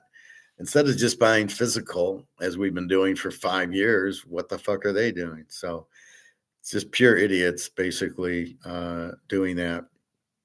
So keep that in mind. So that's what always happens. The markets will change. Today, everybody likes green, and tomorrow, everybody likes blue. Well, then don't get caught holding green. And you've got to be able to see the market. But the last thing to do is leverage. If something costs $100, you pay $100 for it. You don't pay $1 and leverage the other 99, because at a time it seems good at the time, but unless you're able to react to the market changing, you're going to get screwed. Eventually, it's going to turn on you, and eventually you're going to owe the other 99. And you're not smart enough to, as you're making money on the dollar, to save it to get the other 99. I don't know if that's happening in Bitcoin, probably with these ETFs, if they're taking leverage or not, but you want to avoid leverage situations at all costs. It's like options. It's a leverage play, but you lose 99% of the time in options. You're dealing with fixed things that you shouldn't be dealing with unless you know it, which you don't. And the banks control most of it, although the banks lost control of COMEX, where everybody's asking for the dollar, is asking for physical, and COMEX can't deliver. So all these contracts are going to go north or south. They're going to go worthless, and all these banks are going to go out. And the only people that are going to win is people like us, who sit there and go, Yeah, but I got physical, and I paid $25, let's say $30 an ounce for this, and now it's worth 140. We're the winners. To hold the physical is the key. High demand, limited. And why is physical like such high demand? Because of all these products they're making, airplanes and cell phones and computers and all this stuff. AI, I don't know what goes into AI and how much, probably not much, but all this stuff. And it's, basically it's just nasty. It's, people need the physical at this point to make things. And then you have us who need physical because we got to get out of the dollar. We don't want to hold this. And most of these leverage guys don't have the money to buy the gold and silver because they're leveraged. They only have $100 generating 100,000 in options or whatever. They don't really have the money, so they can't buy the gold and silver. That's why they're all going broke, as this is saying. And are we enjoying it? Yeah, because we hate idiots, basically. So that's what's going on there. Let's see if we got some more, any other videos. This is a quick one. Farmers going berserk in France. This shower head changed my life. If you haven't, People is anger This is spills France. onto the streets of France. Farmers are taking their protests straight to the state, with cow blood and manure dumped outside government buildings. Highways blocked, cities disrupted. This is a direct challenge to President Macron's government. So, why are French farmers on the warpath? And how did a rural revolt bring France to a standstill? France is witnessing an unusual and undeniably messy protest. Farmers, armed with tractors, cow blood, and a whole lot of anger, are taking their fight straight to the Macron government. In Montauban, in southern France, members of the Rural Coordination Trade Union splashed cow blood across the facade of the Tarn and Garonne prefecture. They say it's a warning to the French state, accusing authorities of spilling the blood of healthy animals through compulsory culling. Meanwhile, in Saône-et-Loire, around 50 tractors rolled onto major routes, creating moving roadblocks and choking traffic near the city of Macon. Farmers say they've been pushed to the edge. This evening, it's worth noting that a major part of the CR82 was in Ariège, and we experienced the culling of these 228 cows. Very bad. We didn't want this to be an unpunished act. That's 4,000 cows that have been culled since the start of the DMC. There comes a time when we can no longer stand by. Today, we spilled some cow's blood because it was symbolic. It was to make the French state understand it's bloodthirsty, shedding blood on animals that aren't sick. What we want is the reclassification of the disease. We want them to stop slaughtering entire free-roaming herds instead of vaccinating. That's it. The protests are driven by anger over mandatory cattle culling to control lumpy skin disease. And farmers say the government's response has been slow, inadequate, and devastating for small and medium-sized producers. Roadblocks, manure dumped outside government offices, and placards held high have become the new tools of dissent. The profession that feeds the French people is being gassed and harassed, says one farmer from Tours. It's a total political blunder, and we're fed up. Strong words and even... See, this is what happens when you have inept government that's corrupt and doesn't give a shit about their people, and the people have no choice. They can't like peacefully do something, so they do things like this where it makes a statement. And Macron, what you going to do, walk around in cow shit and cow blood? So Macron, obviously not very strong. He's a very weak leader. Doesn't, instead of going out and negotiating with them and trying to understand it as we would do as Stoics, we would say, what's wrong? What's going on? Instead of doing that, he's doing nothing, and they're pissed about it. And so you've got the farmers wasting their time with this. I think a lot of it is probably because they paid for the animals, the cows, and they're forcing them to kill the cows, and they're not probably reimbursing them. So everything's always about money, right? And so they're like going, well, fuck you. And they're spraying the blood and the manure on the street to say to Macron, because what other choice do they have, right? They're not killing anybody. They're just making it very disruptive for the government. And the government, of course, hides and runs away.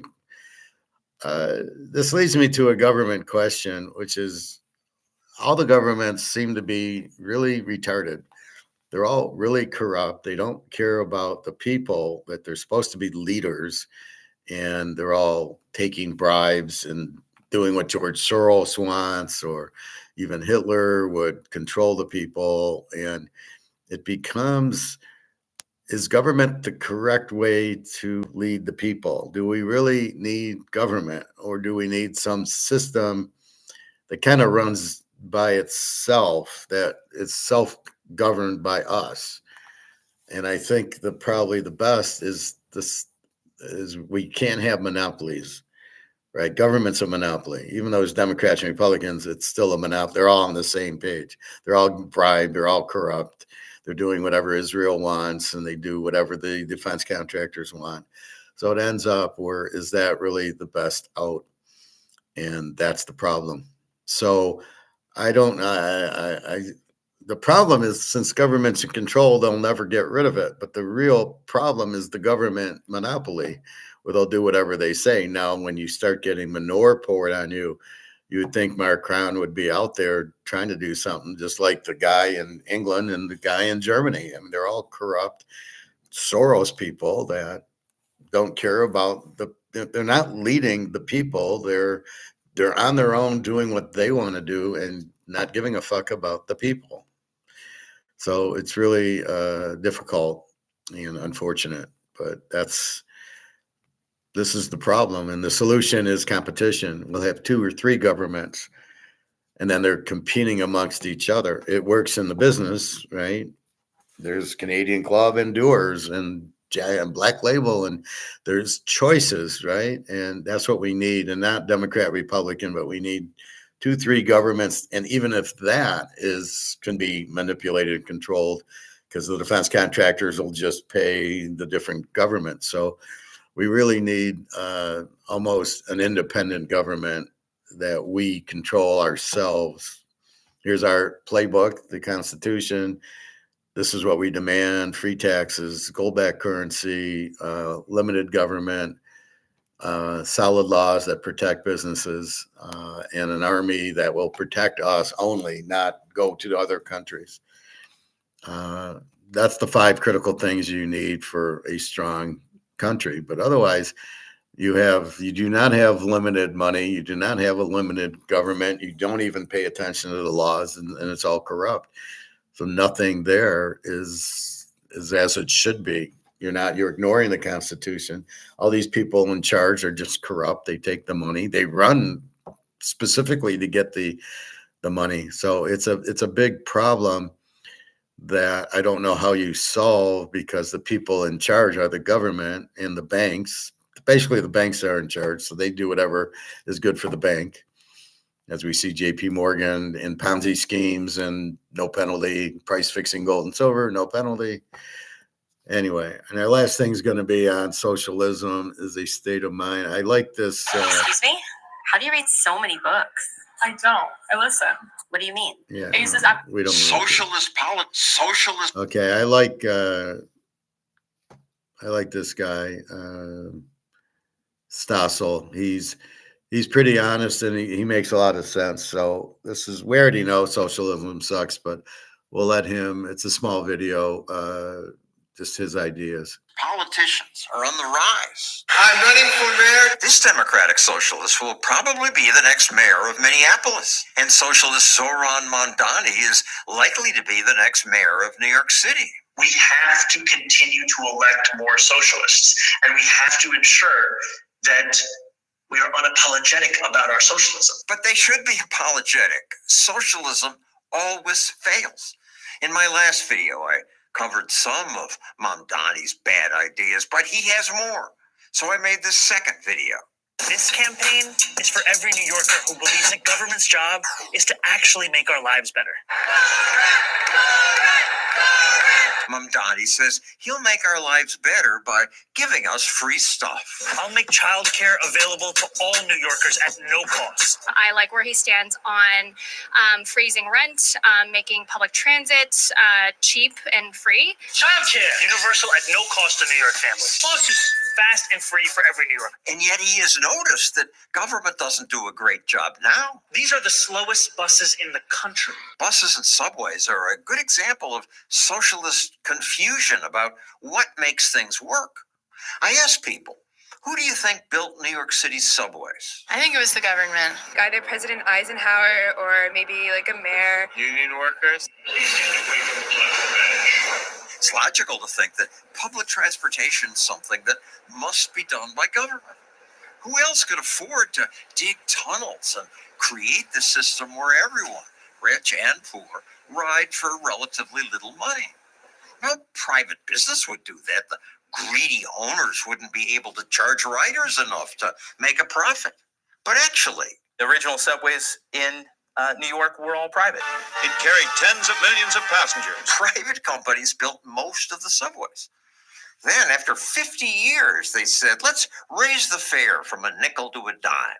People didn't like the idea of paying a higher fare, and the mayor took advantage of that and said, well, fine, the government will take it over and we won't raise the fare. But of course, government did raise it. Now a ride costs almost $3, and the subways have problems. Tunnels are deteriorating. Delays are inevitable. And when government tries to build new subways, they struggle. This one was supposed to be done in 1938. Then they said 1980. It's still not done. And it's already the world's most expensive subway line. They work so slowly that the subway cars built for it, cars that cost $1 million each, now won't be used because they no longer fit the tracks. That's what you get when government runs things. The socialist politicians also say they'll make workers' lives better by raising the minimum wage to $30 an hour. That's popular. Last year, California's fast food workers celebrated the new $20 minimum wage. My workers, we did this! But when companies have to pay even beginners at least $20 an hour. Pizza Hut preemptively laid off 1,200 delivery drivers like Michael Ojeda. What's the point of the raise if you don't have a job anymore? 18,000 fast food jobs vanished, while other states added jobs. Also, consumers have to pay more. Restaurants in the state have increased prices by 10% faster than all other states. It's just supply and demand. Socialists can force businesses to raise wages, but there's no free lunch. Employers respond either by raising prices or replacing workers with machines like Flippy. Flippy can cook everything, from French fries and onion rings to cheese sticks. White Castle said it plans to add 100 Flippies to its kitchens nationwide. Finally, here's one more socialist idea that repeatedly has done more harm than good. We freeze the rent! Activists like that. But they only like it because they don't realize it creates shortages. Everywhere it's been tried. St. Paul, Minnesota imposed rent controls. The most stringent measure in the country. So in St. Paul's twin city, Minneapolis, socialist Aisha Chugtai said, I want us to follow their lead. She's now vice president of the Minneapolis City Council. But when I interviewed her, she didn't even know that rent controls stopped most apartment building in St. Paul. Builders still build in Minneapolis. Building permits were up 65%. But in St. Paul, they're down 60% because of rent control. You're not going to get more apartments by pushing this. Her silence reveals so much. An idiot. I mean, don't politicians research issues before imposing government force on others? Of course not. I'm going to maintain that guaranteeing housing for people and making sure that they can stay in their homes matters more than anything else does. They just don't get it. I'd love to ask the man who's probably going to be my new mayor, how will your socialist policy succeed when every other socialist government everywhere in the world has brought misery and poverty? So far, he hasn't responded to my interview requests. It's too bad. So, Ron, you're just down the street. Come here. Defend your socialist ideas. Our studio here is open to you. Unlike most of the... So at the end of the day, it's all about free markets, Say's law, competition. You can't keep rent down. If you keep rent down, nobody builds. And eventually you got to repair and maintenance, and they're not going to do that. And you're going to have a lot of problems. You need a competition. You need a free market. The market will dictate the price.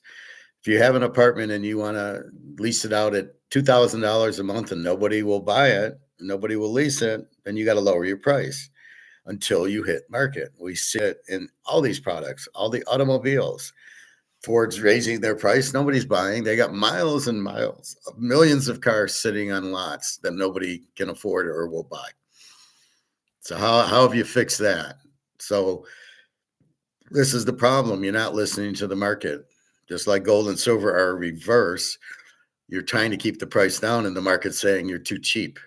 We need it, especially silver we need. Gold everybody needs, but silver you need, and you need it to make things.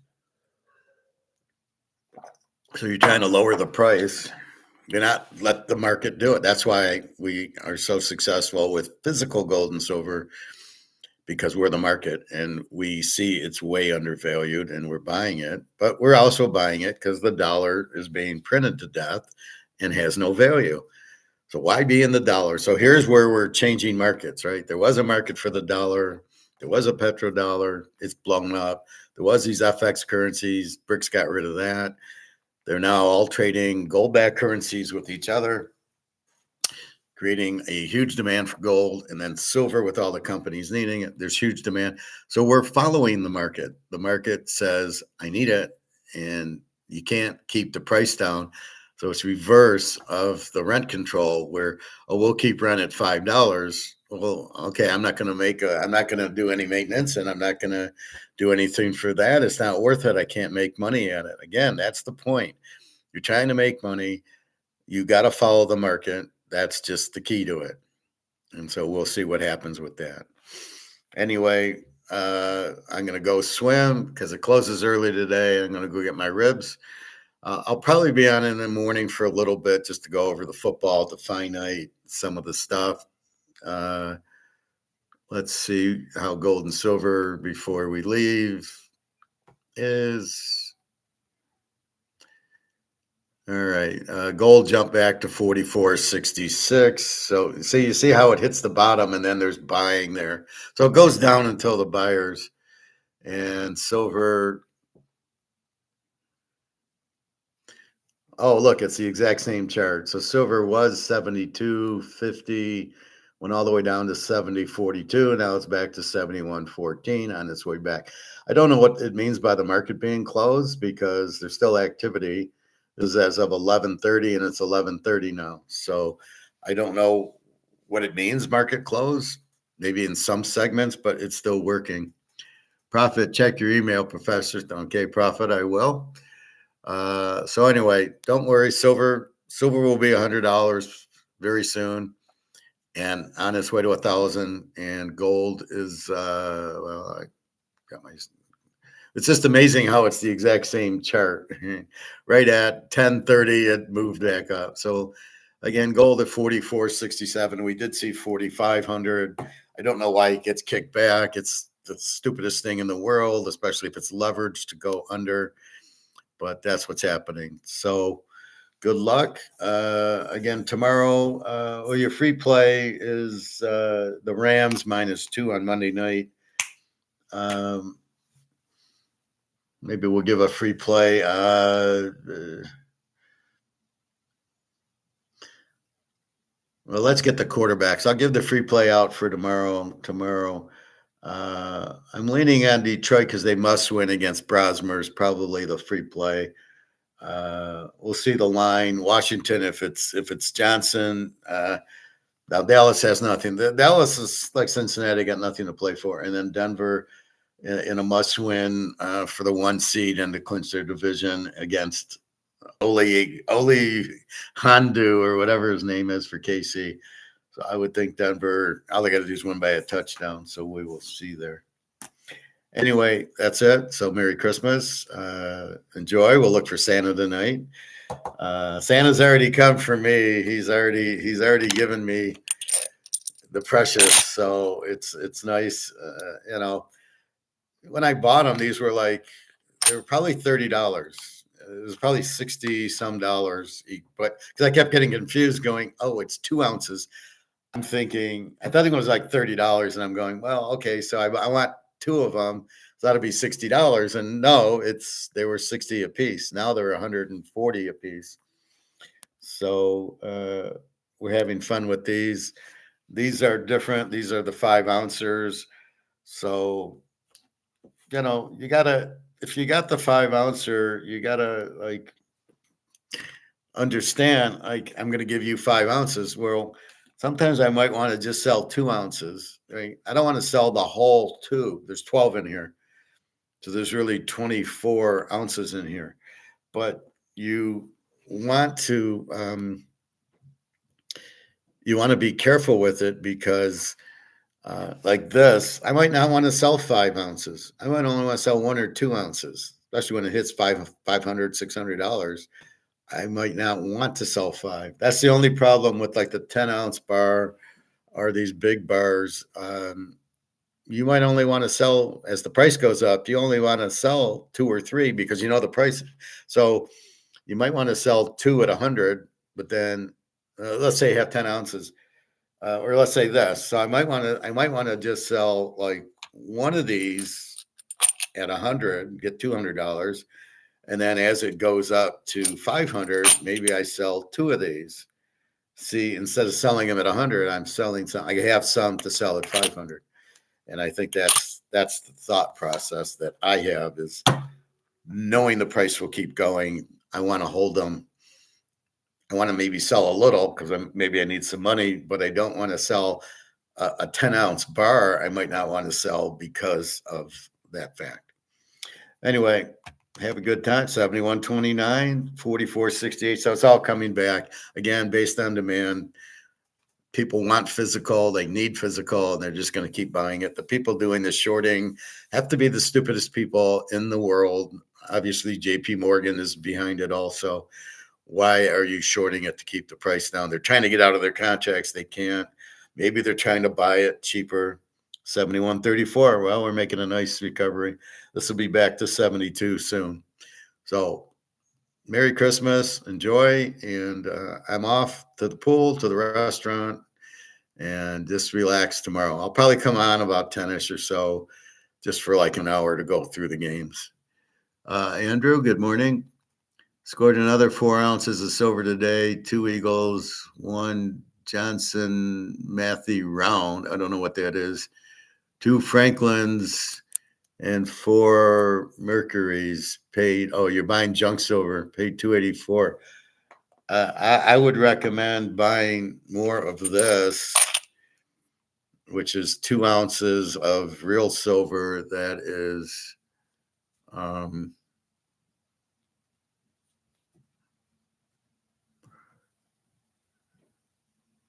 see, this says pure 999, right? And your junk silver, I don't know how pure it is, and I don't know how much. In other words, this is 2 ounces. I know it's 2 ounces. It says 2 ounces pure silver, 999. Your what did you buy? Mercury's, Johnson's. So you're buying Franklin's. You're buying junk, which I don't recommend. I would recommend this stuff, the 1 ounce Maple Leafs and Eagles and the bullions, because you know it's 999. You know it's an ounce, and you can sell it easier. The junk, I don't know what they're going to give you for it, and I know a lot of it is going to the refiner, and they aren't taking it because they're backlogged, because everybody thinks the $70 is the all-time high, that it's not going up from here. However, we know it's going to 1,000. It'll take some time, but we know that's where it's headed, and then it's going past that. So why would I sell it at 70 when it's going to be much higher, right? And that's my thesis. So it's good. Junk is going under melt now. Well, because they don't have enough room, the refiners, right? People are giving silverware and jewelry and the junk, and they don't have enough space and time to do it all. So unless you're getting it real cheap, 4 ounces of silver, so that should be 280 of it. Two eagles. Well, I don't know. You're confusing 4 ounces of silver. If you bought two eagles, that's 2 ounces. Johnson, so Johnson was a quarter. I don't know what Matthew round, or are those the bullion maybe? And then the Franklins and the Mercs, you paid 284. So I would have bought just 5 ounces, well, 4 ounces, and paid 280. I think you'd be better off. But are you saying you're buying the junk to sell it for the physical? You got to be careful as the price goes up. We've been talking, and now it's back to 71.43. So it was 72, went to 70. Now it's 71.43. It's just as every day, it just keeps going up and up and up. And even the gold, that's going up too. So you gotta, is there enough inventory, and B, you got to watch the price. So you might not be able to get it, even though you want to get it, if you wait on it. But it's a good idea to get it and watch it go to 100. 140 in junk and 1 ounce. Oh, well, it's not $1.40. It's equals 1 ounce. It depends on what you got. Quarters weigh more than dimes and nickels. So, but how does anybody know? Like I said, the guy at the Toyota dealership says, "Hey, do you want to buy junk silver?" And I'm like, "Well, I don't know anything about it. How much is it silver?" I think 90%. And then how much weight is it? Because I'm buying by the ounce. So an ounce is 71.50, but I don't know what an ounce is with mercury dimes and quarters and half dollars. So I don't think it's $1.40 equals 1 ounce. It's got to be, what do you have? How many mercury dimes are an ounce? How many quarters or half dollars are an ounce? And it doesn't say on there. So it's a very big mystery for me to buy. I need to know how much I'm about, am I buying an ounce? I'm going to give you $71.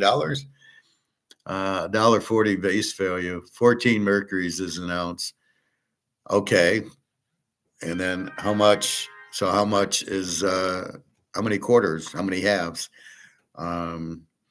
So that's my point. So a mercury is 1/14th of an ounce. So divide 71 by 14, and I can't do that in my head, but so now you have an idea if they're all cut the same, and I believe they're 90%, but I'm not sure of in other words, I'm buying 1 ounce at $9.99. The price is 71.57. Here it goes. And that's what I'm going to pay for it, right? 71.57. It's even.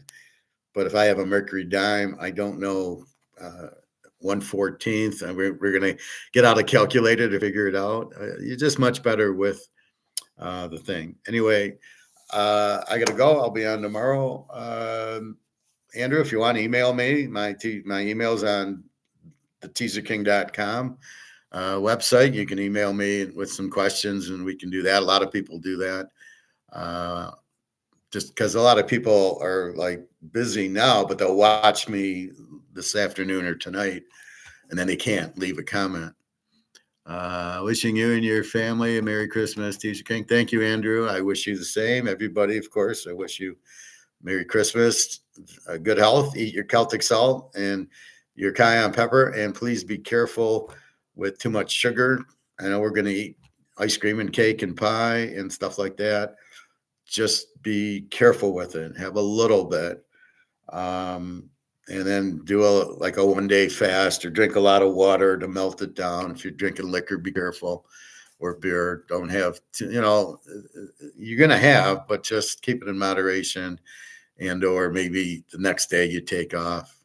Now I know today and tomorrow we'll be eating, but then Friday maybe you come, or Saturday, or even Monday you say, okay, I'm going to do a little 15-hour fast or something and clean my body back up. Hey, Ron Royce, Mercs are the most rare, but most are dateless, rubbed off. All right. Did you Venmo me, Ron Royce, so I can give you the password? Oh, yes, you did. Okay. I'll give you the password right now, and I got to go to the pool before it closes. So good luck. We should have another big week in pros because you start getting into like who needs the game, and we'll see. But it's a progression. So if Baltimore wins, Pitt needs it. If Baltimore loses, Pitt doesn't need it. So you'll base it on that stair step. But yeah, this should be another big week. So hope you enjoy. Merry Christmas, Ron. Pleasure. Thank you so much for your kind thoughts, and I'm glad I'm making you some money, and I hope you're buying a lot of gold with it. All right, Ron, you take care. I'll send you an email shortly. I got to get to the pool. Well, I don't know. Bud free is nice too. You take care, Ron. All right, so everybody have a Merry Christmas, and again, just keep buying the gold and silver because it's going to run out. And you're not going to be able to get it. And you're certainly not going to be able to get it at 71.50 now. You're certainly not going to be able to get it at 71.50. So you got to be very careful. You got to think too, is there going to be inventory? If there is, it's going to cost me $100 instead of 71. So that should be your Christmas gift to yourself. Go buy a bunch of silver. Like I said here, I mean, buy the 5 ouncer here or buy these 2 ouncers here. See, look how thick it is, but this is a 2 ounce maple leaf. And those are really good stocking stuffers. All right. Have a good day, everybody. And I will talk to you tomorrow. Probably be on 10-ish just to go through the games and everything. All right. Take care, everybody. Hey, Merry Christmas.